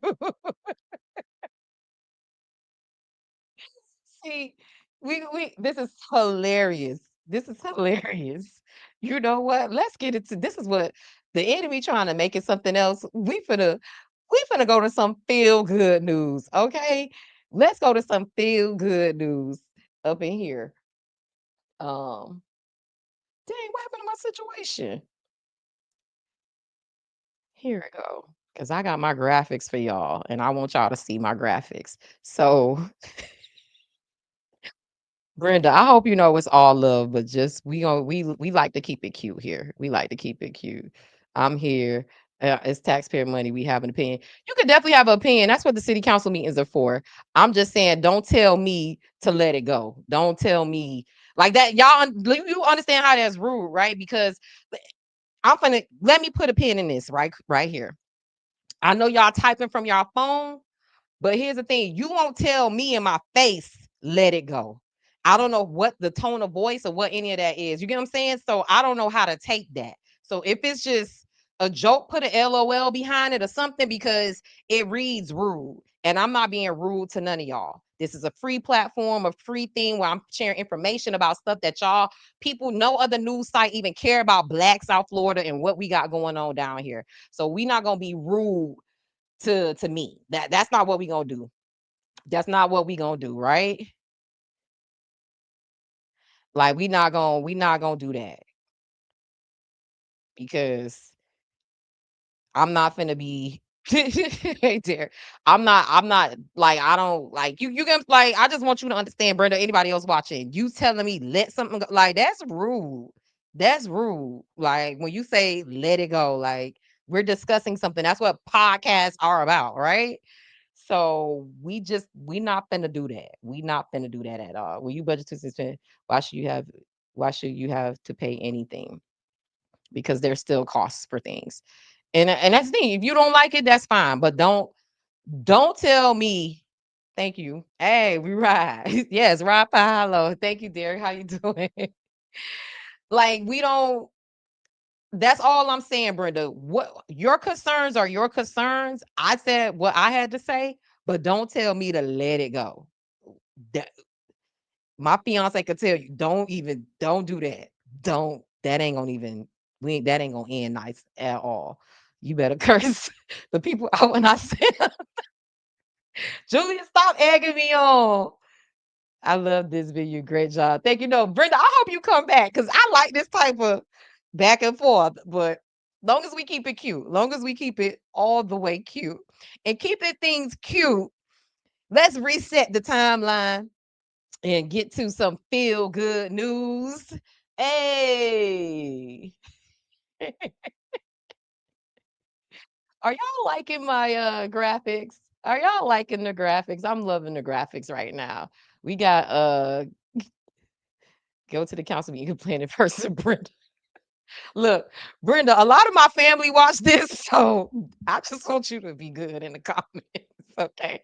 So we gonna all take it as love. But let's, like I said, we're gonna reset it. I'm gonna put my theme back on to let y'all know we going on to feel good news. Dun-dun-dun, dun-dun-dun. So, one of our feel good news stories of today is talking about none other than Miami Carroll City Senior High School class of 1999, is it?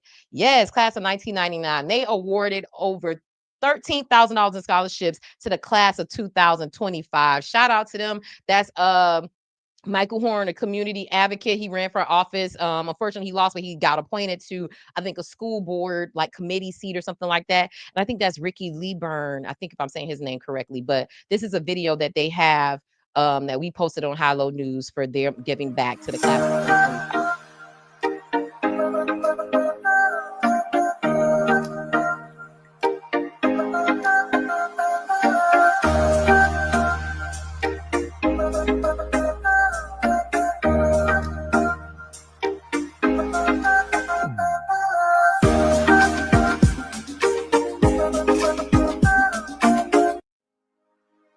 Yeah, so this is their class of 1999.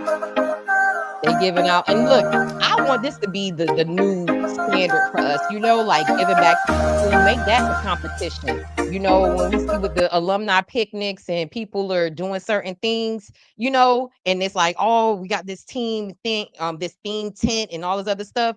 I want this to also to become part of the culture where different classes are competing to give scholarships to the students. That's how we build community, as what we're talking about. That's how we build our pipeline, keep the talent, keep people connected to home, so that they remember, like those kids, the class of 2025 are going to always remember the fact that class of 1999 gave them scholarships.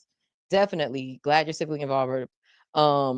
And so definitely wanted to share that story, some news that we can feel good news. Our other feel good news story is another South Florida resident, Melky Jean. Let me see, make sure this on the screen for y'all. Make it bigger so y'all don't hold up. No, that ain't what we wanted to do.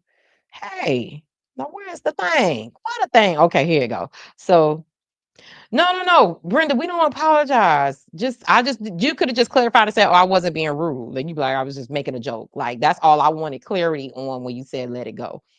That's all I wanted. If you was joking, and said, "Girl, let it go," LOL, I would have got that. But just let it go, no emoji, no nothing. I don't know. I'm taking that as, "Girl, shut the fuck up." That's how I took that as. So if that's not what you meant, then that's fine. We good. I like the discourse. I like the back and forth because that's how we get to solutions, right? But let's reset the energy again. Feel good news with Hello News, the Can We Talk podcast. So our next feel good news story is Broward resident and Grammy nominated artist Melky Jean honors her Haitian heritage with Saint Seville. Did I say that correct? All my Haitians in the chat, Seville rum. And the cool thing about her is, y'all, this is Wyclef Jean's sister. So I didn't know she lived in South Florida, and this is really cool. This is really cool that she has this rum. So I definitely want to check this out. And so Grammy nominated artist and proud Haitian Milky Jean is making waves outside the music world with the launch of her new premium rum, Saint Seville 1972. Y'all hear that accent, that Seville? You would think I got a little Haitian in my cheekbones. My auntie in the chat, Auntie Deanie, let them know I got the Haitian in me. I claim my Haitian and my Bahamian, my Caribbean roots. Let me say that again for y'all. Saint Seville rum. Y'all hear that? Seville. Y'all hear that? Seville. I got it in there. Uh, named after the ship that carried first documented group of Haitian refugees to the U.S. on the shores of Pompano Beach, the rum honors the strength, sacrifice, and spirit of Haitian people. Melky calls it legacy in the bottle, linking her grandmother's Clairon and mother's Cremas to the next generation spirit. This brand is more than just a drink; it's an experience. Melky told Caribbean Network Weekly. It's a reflection of my roots and my rhythm and what's missing from the store shelves. I love this. And it's also too got a South Florida connection because I didn't know that's where the first the first documented Haitians landed was in Pompano. So this is really dope. Shout out to Milky Jean, Grammy nominated artist now making waves in the spirits category. We want to start highlighting different businesses and stuff during our feel good news. So definitely wanted to give her a shout out there. So that's our feel good news. Yes, girl. If you don't get Julius, I'll be saying stuff just to make you laugh, right? And so for our last, y'all met. I had a hot topic, and we ain't even gonna be able to dig into deep into it, but I'm gonna just preview a little bit of it. So let me get my segment. And now it's time for hot topics. Sips tea. Yes, hot topics. I made some graphics, y'all. So today's hot topic is let's get the thing on the screen. Let's get the thing on the screen.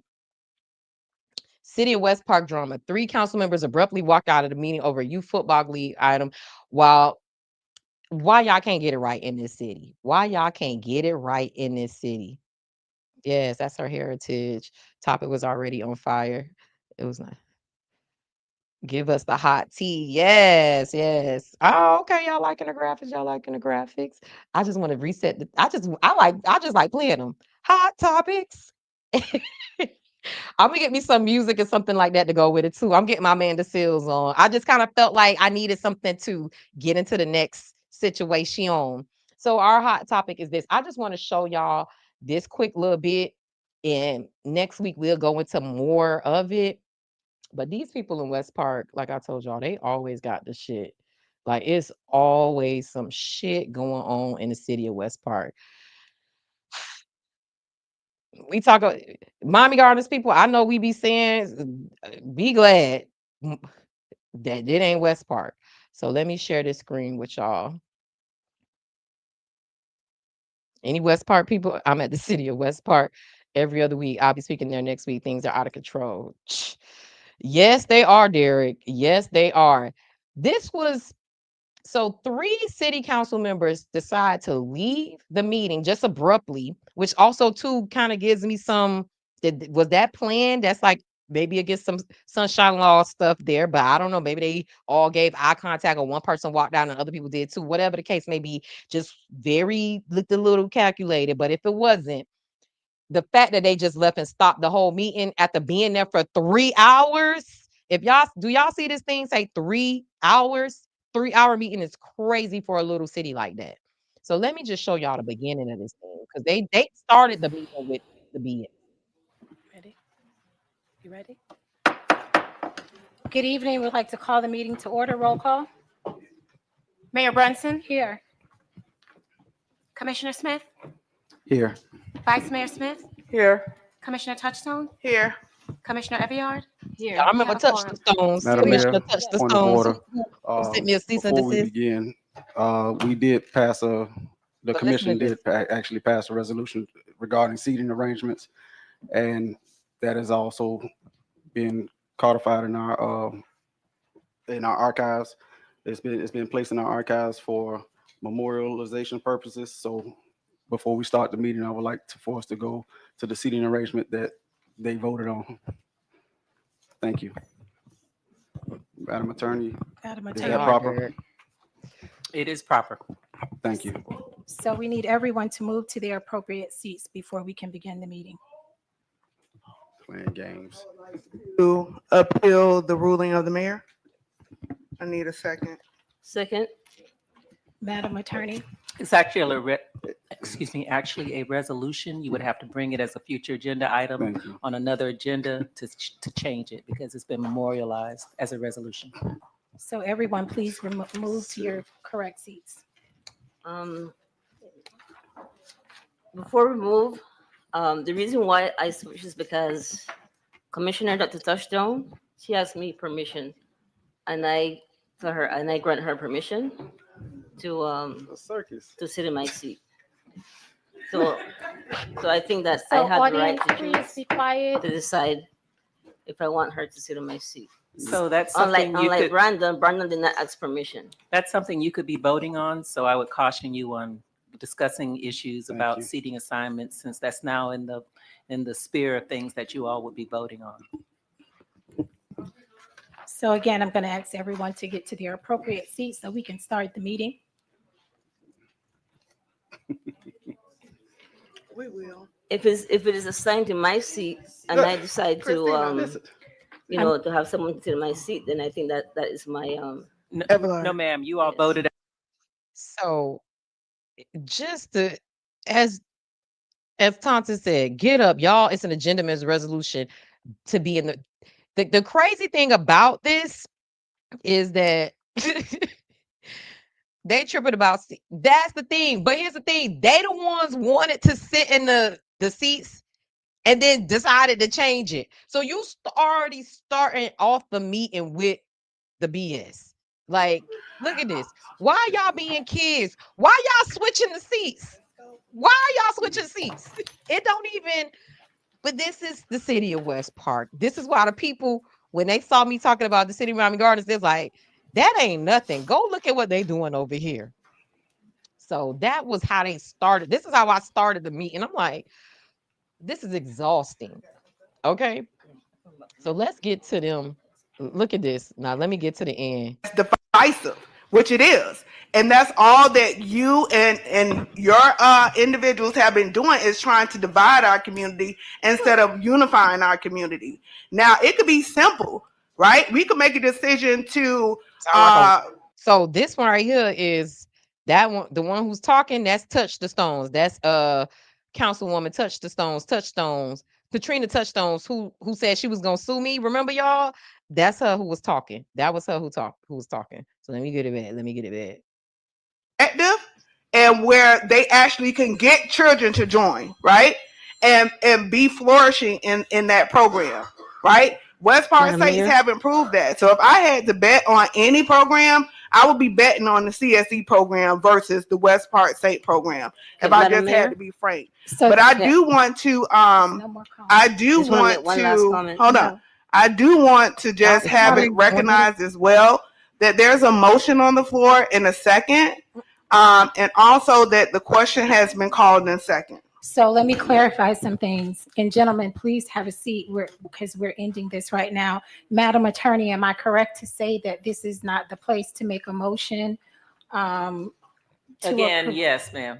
So there's no motion that is on the floor. It's There not is a motion appropriate. that's on the floor. The attorney just made it clear that there's no motion You on the cannot floor. circumvent Yeah, the but- will of the commission, But this- regardless of what the Madam Ma- city attorney Mayor? opinion So is. again, I say that there is no motion on the floor. But there was one. There is one. There is no motion on the floor.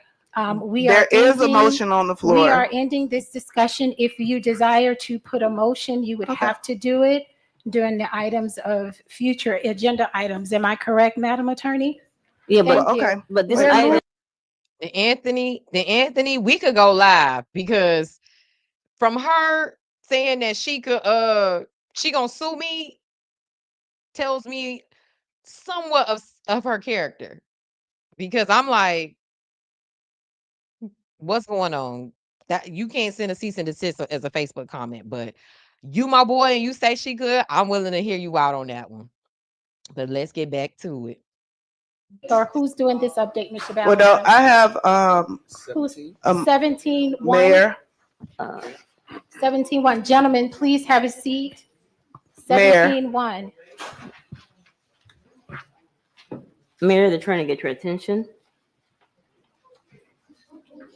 Item number 117. Mayor, I'm going to issue a point of order because the mayor is currently violating the charter, and I'm going to read into record what she's violating. So you cannot, section, you cannot it's a speak point right of now order. because I Yep. haven't given you authority. I don't have speak. to be recognized for a point of order. Stephen, can you go ahead with item number 17? Point of order, Mayor. You are out of order. One time, and then I'm going to say it again. Stephen, can you continue with item number 17? Point of order. Honorable Mayor, Vice Mayor, City Thank you. Commissioners, good evening. Point of order. Good evening. Keep going, Stephen. Yeah. point of order. Point of order. Continue. The majority commission did not approve So it. if we cannot get on one accord, we See will that, just attorney? end the meeting. You need to get on one accord with the dais. Everyone is Well, then you calling a need to point be of order. quiet. No, I don't, Mayor. Okay, 17-1. This is the last chance. 17-1. During the May Point 21st, of order. Continue.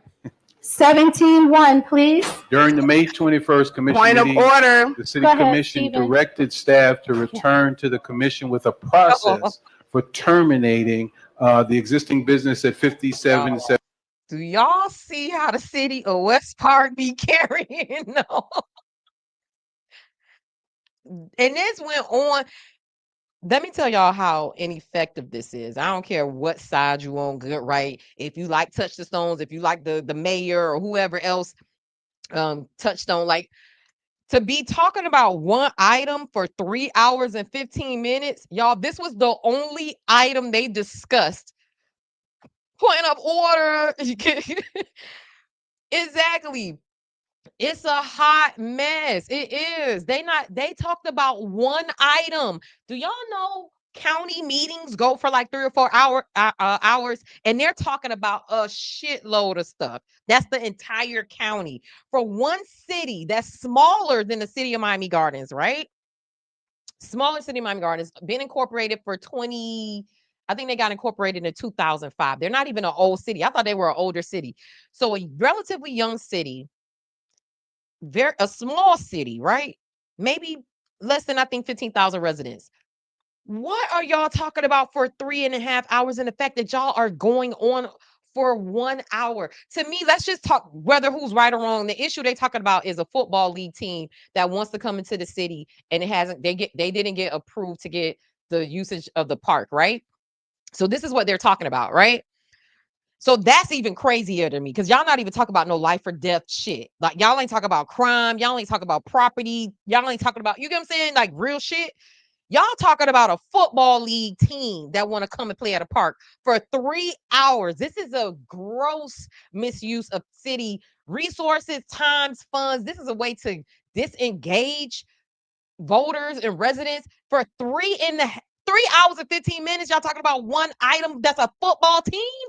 Come on, man.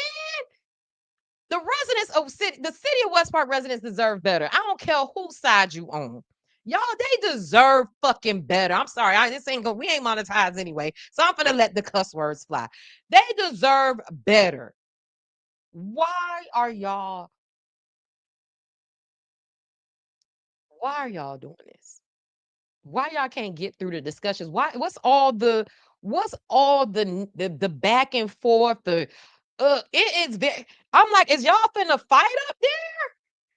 That's no place. That's not decorum. That's not respect. And just as Black people, let's just be better than this. What is this Opalaka in the early 2000s bullshit? What is this?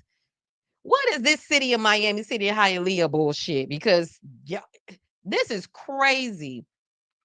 You're comparing apples and oranges. Miami Gardens isn't comparable to West Park. Remember, Dania Beach was going through the same thing with the Black mayor.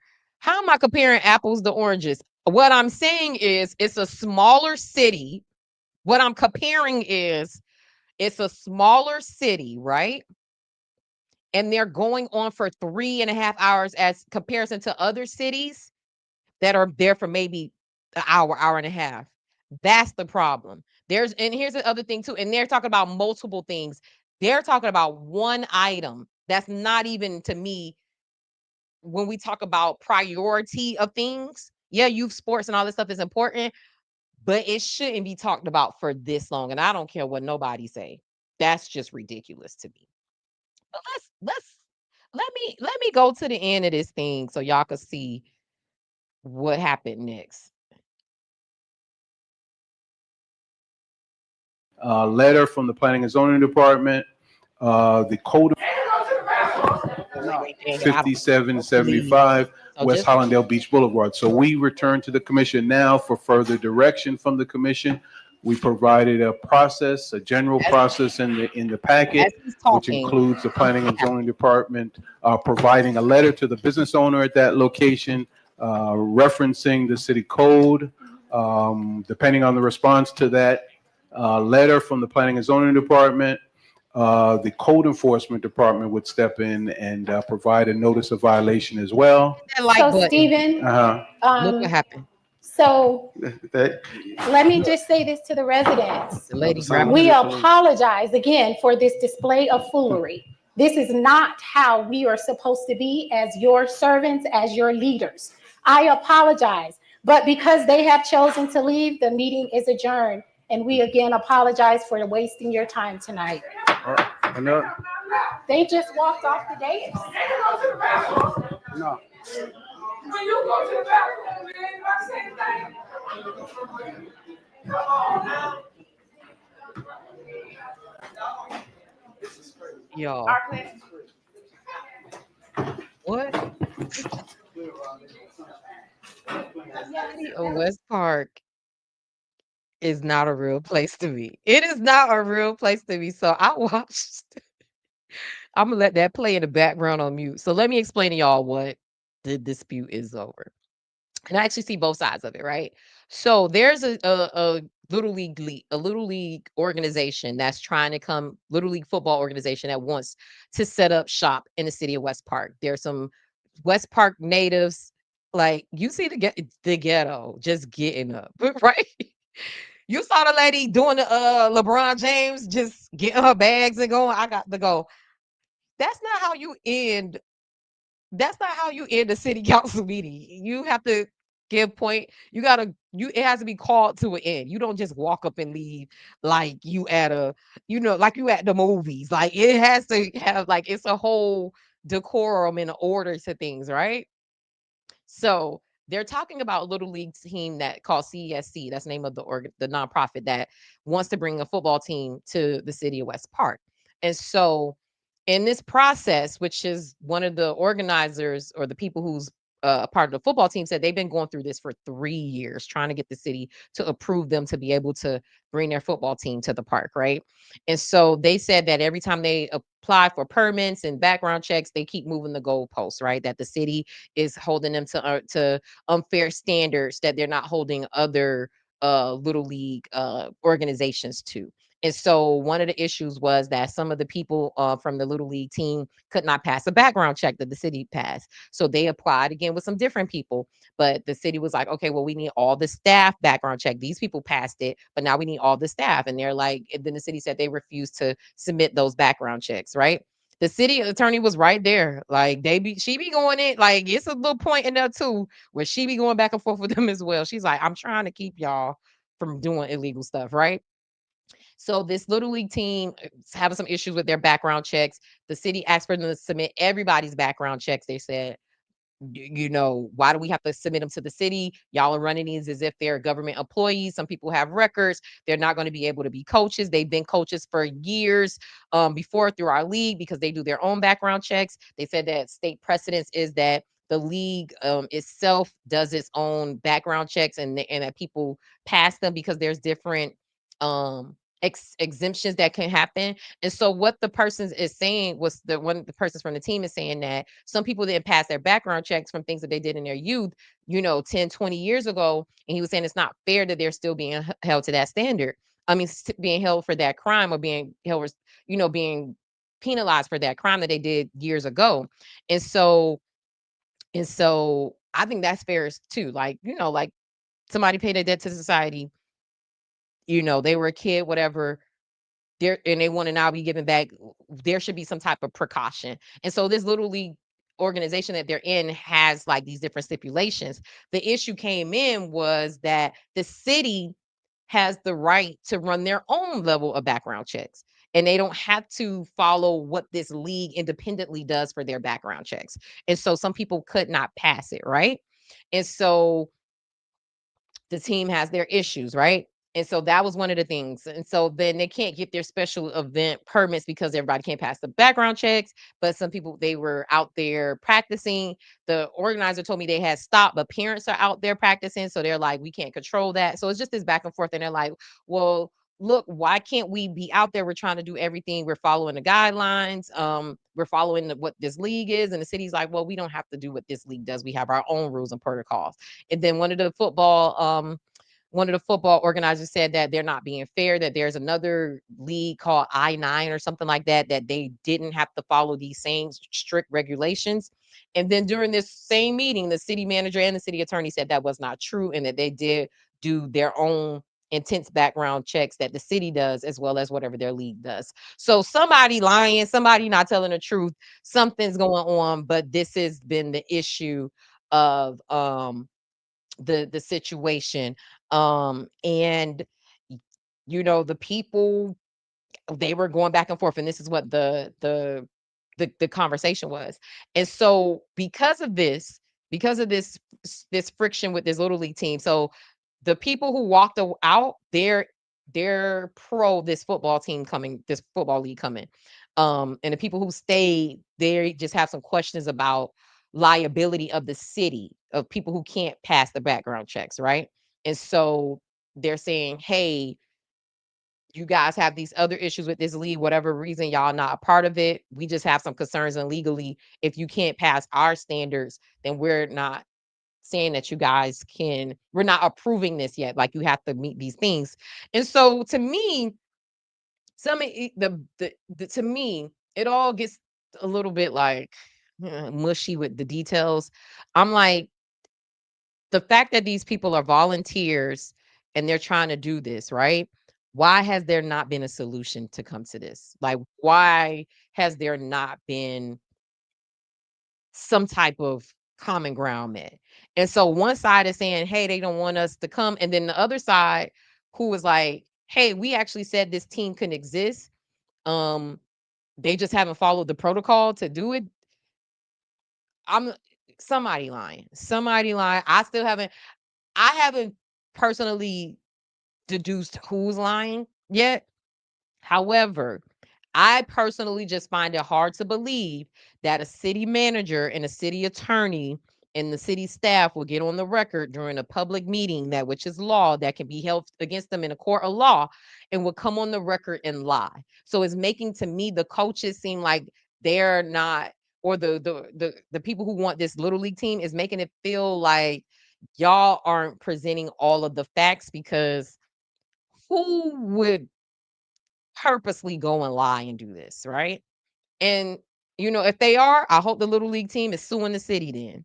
I think they do have a lawsuit against them, but it's just a lot of bullshit going on with this Little League team, which I think the fact that kids are involved and y'all couldn't figure out a solution and come to it yet, and it's taken 3 years to do it. I just think that is just a gross display of city resources. Let me go back to some of these comments. The dynamics are different. There's a lot of propaganda, sabotage, and janky behavior practices going on. It's way different than the public knows about.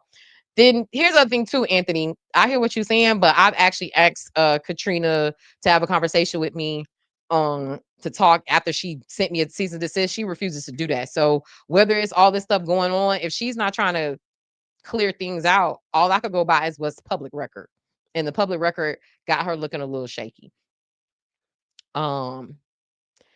It's similar to what went over in Opalaka, definitely. But who's who in this situation? Who's the Myra Taylor in this situation? I think one of the board members didn't want their kids background check. I mean, I don't think that's not what it is, but it's giving. We don't want to follow the city rules and regulations. That's what it's giving. Yes, our people are smarter than this. We can represent better than this. Definitely can. On the last agenda from last week meeting, there's a memo from the city manager, a letter that their previous employer, please read. I actually saw that, Derek. And so the previous league said that they were removed involuntarily. The letter didn't disclose, like, that was one of the items that was presented with the agenda. It didn't disclose why they were involuntarily removed, like this league that wants to come into the city that's causing this contention. When I spoke to one of the organizers from that league, they said that that's not true. They said that that league lied on them and that they left voluntarily to come back to the city of West Park to do something for their community. So again, like I said, who's lying in this situation? I don't know, but it is causing a gross use of city resources in a 3.5-hour meeting. And so y'all saw what's going on with the city of West Park. We have our guest. Kemba is very lucky because we ran a little bit longer. So if she's ready to hop on, I don't know if she can hear me. We have our last special guest. She was supposed to come on before our hot topic, but she wasn't here at the time. So I just kept it moving with the show. But Kemba, whenever you're ready, I'll tee you up. But we have hey, I want to put this in here. While she does that, I want one of my banners up because I worked hard on my banners, okay?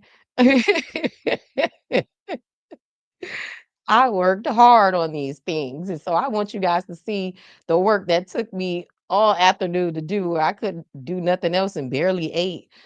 Um, I want to put this up on the screen. So up next, let me remove this BS. But that's the drama going on with the city of West Park. But as we move on to our guest tonight, up next we have Kemba Gosier. I hope I'm saying that correctly. Discussing advancing sickle cell advocacy project to host Kevin J. Francis Memorial Scholarship and Awards Luncheon, honoring healthcare leaders and community advocates. So this is Kemba coming on. She's talking about her event that's happening this Saturday. So I want to give you guys some information, some more news you can use. So without further ado, I would love to welcome to the show Kemba. Hey, what's up? How you doing? Hi, good evening. Sorry for the confusion. My apologies, but I'm so grateful to be able to be on here to talk to you.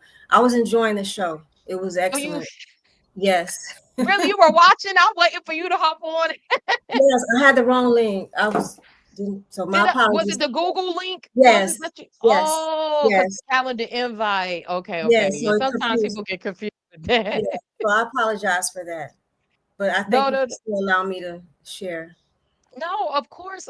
Thank you for coming on. You have a very great event coming up this Saturday. So I wanted to give you that opportunity to share that information on our platform. So, let's just jump right into it. Tell us about the award ceremony and scholarship banquet that you're having on Saturday on the 14th, correct? Yes, I'm very it's very touching. It's very it means a lot because the scholarship was named after someone that was like my little brother. His name was Kevin J. Francis, and he lost his battle with sickle cell disease at the age of 23 in 2011. So one of the things that Kevin would do would go around. This is way before it was popular to talk about sickle cell disease. And yeah, those are our 5 scholarship recipients. I'm very proud of each and every one of them. Kevin would go around at a young age and try to educate people on sickle cell. And this is something to keep his legacy going, to help people that are impacted by sickle cell disease. And one of his things was continuing advocating. He wanted to see a cure. He wanted to educate people on knowing that they had the trait. Me, myself personally, I know I came on before a while back and I shared that I didn't even know I carried the sickle cell trait until my daughter was born. And now we know that 1 in 13 African Americans are carrying the trait and don't even know it. As far as our event goes, this is our 2nd annual Kevin J. Francis Memorial Scholarship and Awards Luncheon. So this year, what I'm very excited about, we have 2 mothers that have children with sickle cell disease that we're able to give them a scholarship. Both are pursuing degrees within the medical field, and we have 3 sickle cell warriors that actually are going to be receiving scholarships. So it makes us extremely proud that we're able to help our community this way. And just a little, I just want to segue a little bit because I know that you have woman. I love being in Miami Gardens. I'm a resident. I'm happy to run the nonprofit out of Miami Gardens. They do amazing things. And I did want to share too that we share Juneteenth, World Sickle Cell Day and Juneteenth share the same date.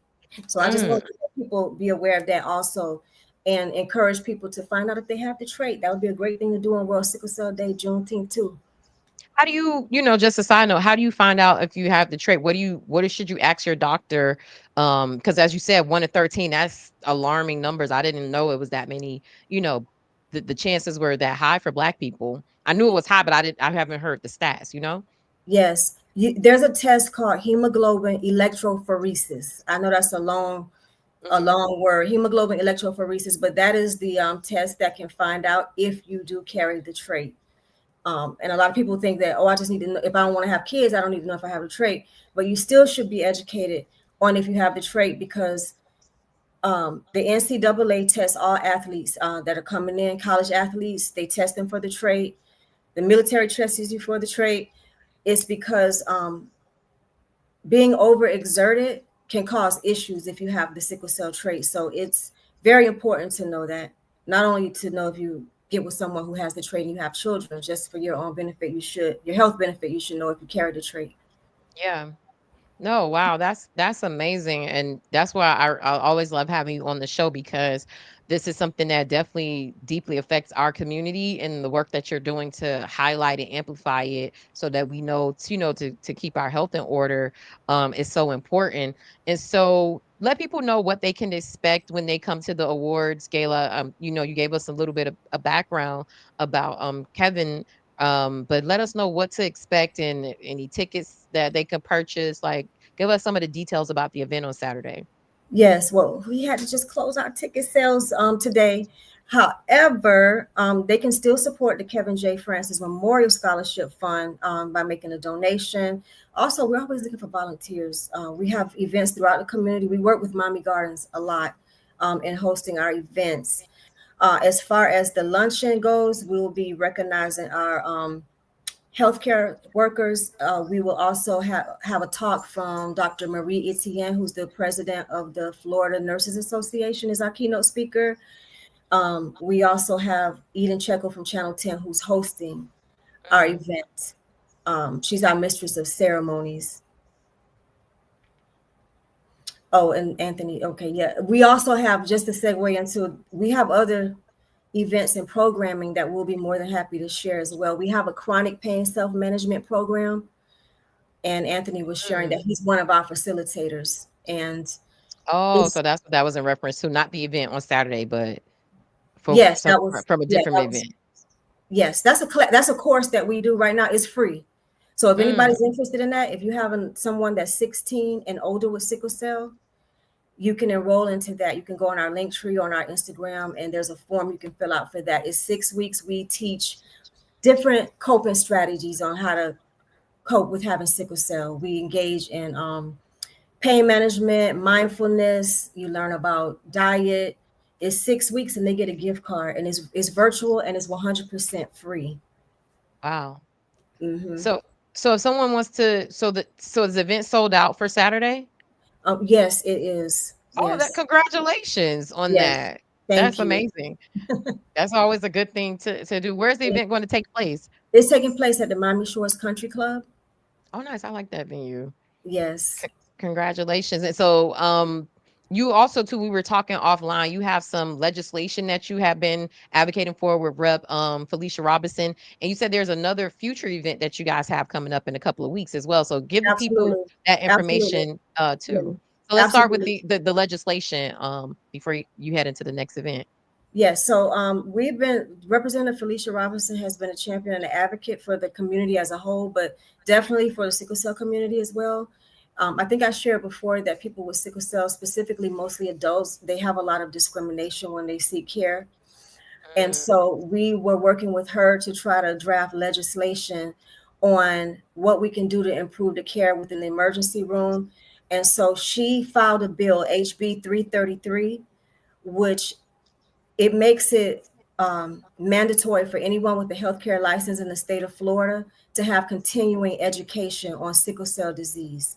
Unfortunately, this session, our bill did not pass. However, she's an advocate, and we're looking forward to filing it again and getting more support this time around too, and getting more awareness out there on the importance of why we need this. Oh, I love that. Because people are literally at stake without the proper.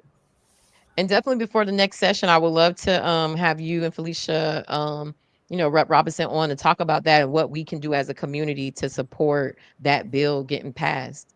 Yes, that would be excellent. It's very important because that bill, it makes it mandatory for them to learn about the condition, because you would think sickle cell is the first documented blood disorder in the United States. It's the first documented, and it's also the most common, but there's still a lot of discrimination. There's still a lot of racism when it comes to sickle cell because of who it affects. There's still a lot of misconceptions, even within the healthcare field. We have some great, amazing providers, but we do have some that need that education. For instance, my daughter has been asked, how long have you had sickle cell? Many times. Not only her, but many people with sickle cell, when you go into the hospital or a healthcare setting. Aren't you born with it? Exactly. But we have some healthcare providers that will ask that. That's why it's very important for them to understand the importance of knowing about this condition. And Florida has the highest amount of people living with sickle cell. So you would think by our state, by our state having so many people with it, that they would be open to it, because healthcare providers now, they have to learn about human trafficking. They have to learn about medical errors, other things that are very important too, but this is just as important. Definitely. So, and this is just a sidebar question. So, white people don't get sickle cell? It not only affects African Americans, Caribbean, Italian people. Yes, white people can have sickle cell. They can have the trait. I met a blonde, blue-eyed person with the sickle cell trait. Yes, but mostly here in the United States, or I guess like you said, in Black community is higher amongst us. What causes sickle cell? It's a genetic mutation. Okay, you know how your blood cells are round, your red blood cells are round. I wish I had my little demonstration thing. You know how your red blood cells are round like this? Okay, so with sickle cell, they do have red blood cells that are round. However, some of the cells are shaped like a half moon. That's why the name sickle comes in. And so when you have red blood cells that are flowing through your body, they flow like no problem, like you and I are talking like normal. However, people with sickle cell disease, when those sickle cells start getting clogged, that's when it starts causing the severe pain, because they're being deprived of oxygen. Those cells don't have oxygen. So when they're traveling through the body, they get stuck. And whatever area they get stuck in, they can cause organ damage, tissue loss, blindness, if it happens within the optic nerves. It's a very devastating condition. I'm not going to sugarcoat it. And like I said, I didn't know I carried the gene. I didn't know I carried the gene for this until my daughter was born. Now they test all newborns for sickle cell trait, whether you're white, Black, whatever your race is, they test all newborns for it now. But I didn't know that I had the trait, that I carried that, until she was born with the actual disease. So what year did they start testing newborns? I believe in Florida it was 1988 or 87. That's the year I was born. I got it. Ma, did I get tested? I'm like, I need to go. Every time I have a conversation with you, I'm like, I need to go get tested to see if that's something in our bloodline, because like you said, it affects so many people like us, even though I'm glad you clarified with the data that it's not just a Black disease, because that's how they paint it. But I still, because it affects us so much, I definitely want to make sure I get that test this year, because I just want to know. Like you said, you didn't know until your daughter was born, so you don't get like the symptoms of it. But you carry the trait. Me personally, I have had things happen to me that it was I don't mind sharing this because I'm just being transparent. I had blood clots in my lungs a while back. They could not find out why I had that. Wow. I went to a hematologist. I was seen, and it was attributed to me. What they thought was because I had the sickle cell trait. There was no other reason why they ruled everything out of why that happened to me. as far as the trait goes, some people, it will never be compared to someone who actually has the full sickle cell condition, the full sickle cell disease. It will never be like along those lines. But people with the trait can have like maybe some aches and pains. They might even have trouble going in certain altitudes as well. Like my daughter cannot fly. Like we've already given up on that. Because of the planes now are pressurized. Am I saying it correctly? But what the altitude bothers her. Every time we have flown, she has had issues with her lungs. So that's something that many people with sickle cell disease have to endure. So we're here to provide the education, the support, and the resources. And this year is going to mark our 10th year of being boots on the ground, trying to make a difference. It's not easy, but we have the compassion and we have the passion to want to try to keep pushing to make a difference and keep educating people, on it, something that really affects our community. Wow. I'm just remembering my aunt just said in the chat that she has the trait, and I'm like, oh, I should definitely go get tested for that. Like, so, Kemba, before I let you go, is there anything else that you want to share with the community? Oh, the new event that you have, the next event that you have coming up. Yes. So we have on June 25th, you can follow us at ASAP Be Informed. We're doing a Know Your Rights workshop webinar. And this is open to the community. We're going to be doing a deep dive. We have 4 attorneys that's on our panel that are experts. We have a judge that's one of our moderators. And we're going to be talking about, I sent you the flyer via email. I don't think it was posted because we just got the flyer today. Okay. But yeah, I'm showing them your Instagram page. So to go to ASAP Be Informed. Yes. Thank you. So we're doing a workshop called Know Your Rights, and it's navigating the legal landscape for people with chronic conditions or disabilities. So if you have anyone that's affected by any of that, or just come out and support us, it's a free webinar where we're going to be able to ask questions, get information. The American Disabilities Act, we're going to discuss about that. Different things, because our community is impacted on many levels when it comes to discrimination.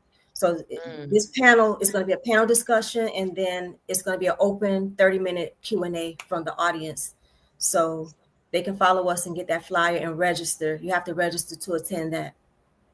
Oh, I love that. And so you said that's open to the public. It's free. Yes. And it's not just about sickle cell. It's about anybody with a chronic situation. Why did you want to have this event? Because we get a lot of questions from the community. Like I said, it's an implicit biasness when it comes to how you treat people with sickle cell, and it's of course how we look. We're people of color, we're Black. So, for instance, if I show up, I have never been afraid to go to the hospital ever. I don't ever remember a time when I've been afraid, but I know for my daughter and other people with sickle cell, that's not the case. They fear going to the hospital because they don't know they may get someone that doesn't understand the condition. And because it causes so much pain, a lot of times they get labeled as drug addicts and drug seekers unfairly, very, very unfairly. Wow. So we get a lot of calls also in school, within the school system, because they have to miss a lot of days. In the workplace, getting fired. It's so many aspects of having this condition. So we decided to put together a panel to, bring people together and get information on what they can do to pursue if they wanted to get how to file a complaint. What's the chain of command? What are the steps you take when you want to do this? These are things that you don't necessarily have access to ask someone that has a legal background. So we wanted to make that available to the community as a whole to get that information. I love this. And Kemba, as you guys have more events, consider us a media partner. I love the work that you're doing. So keep us posted. We'll be posting that flyer on our social media and our website and our email newsletter to help amplify the work that you're doing.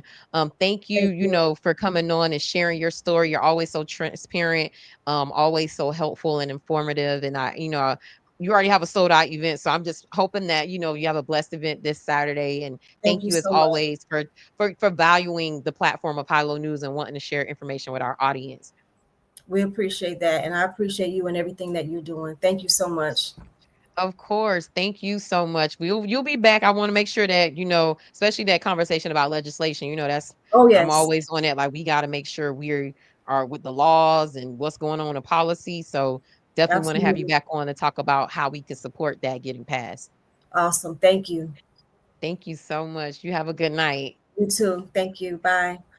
Bye. Y'all, this has been another amazing, amazing episode of the Can We Talk weekly news podcast. We had our feel good news, our news you could use, and our hot topic segments with our very special guests. Y'all never disappoint. Anthony, just aside, I see your comments. We can have a side conversation about Councilwoman or Commissioner Touchstone, because that's a whole other bag of worms that I don't even want to go back into right now. I see a lot of patients with sickle cell coming through the ER. The pain be unbearable at times. Yeah, from my interview with my first interview with Kemba, she was telling me that, and just even me not even realizing the stigma that comes with it, and not even thinking that some people may think just because it's a Black person, they may be addicted to painkillers. Like that's crazy. So the work that she's doing to destigmatify this, and I love that she calls them warriors. Like it's very empowering, the work that she does as an advocate, and I love the work that she's doing. And yes, I'm going to keep bringing these amazing interviews and keep bringing these amazing guests, and y'all keep bringing me the tea. This has been another amazing episode. Let me do some information here so y'all know to follow us on all social media platforms. We are on YouTube, Twitter, LinkedIn, TikTok, Facebook, Instagram, all the things. Make sure if you're watching on YouTube, we're trying to get our subscribers up. So please, once we hit the 300 mark, you guys could do super chats. So we're trying to hit that 300 mark. So please get us there. I think we're at 275 or something like that. So share, please share, get us there, share and get us there, right? But I'm just, God willing, it's gonna come, it's soon come, right? And thank y'all make sure y'all follow us. Also too, sign up for our email newsletter. For our loyal subscribers, we share exclusive interviews and information there first. So you want to sign up for our email newsletter, you could do that by going to highlowNewsMiami.com, our website, so you can have all of that information to get our weekly newsletter that comes out on Saturday mornings. And yeah, and definitely give a like the pod. I don't know what that means, but thank you, babe. Y'all, this is another fun, amazing episode of the Can We Talk podcast. Y'all know how I like to do before we get out of here. I'm gonna pay some bills. And y'all make sure y'all salute our subscribers. Also, too, if y'all out there at the American Black Film Festival on Miami Beach this weekend, if y'all run into the High Low News family, say hi, do an interview, say take a picture with them. Shout out to Derek and Justin, who's out there right now on Miami Beach covering the American Black Film Festival. And also to support our advertisers who support us. That's how we're able to do the work that we're doing. Yes, please come register and share it with your family, coworkers. Yes, Roman 1966. That's what we're gonna do with the event that's happening. The sickle cell awareness event and the awards gala and all of the things that we have coming up. So I love y'all as always. Y'all have a great week and a great weekend. Y'all put positive energy out there. Y'all make sure y'all put God first. Whoever you worship to, put them first. But we a God podcast over here. We believe in the one. Okay, so make sure y'all put them first. So whoever you pray to, y'all have a great weekend, and we will see y'all next week on the Can We Talk podcast. Support our advertisers, and until next time, I love y'all for real. Thank y'all for rocking with me. Thank you again to my special guests, Councilwoman Katrina Wilson and Kemba, for coming on. And y'all make sure y'all check us out and share. Love y'all. See y'all next week. Bye. There's a 1 in 8 chance that a woman will develop breast cancer in her lifetime. And for Black women, we're more than likely to be diagnosed before the age of 50. Head to BaptistHealth.net right now to schedule your mammogram and be on the proactive side of care. Mammograms save lives.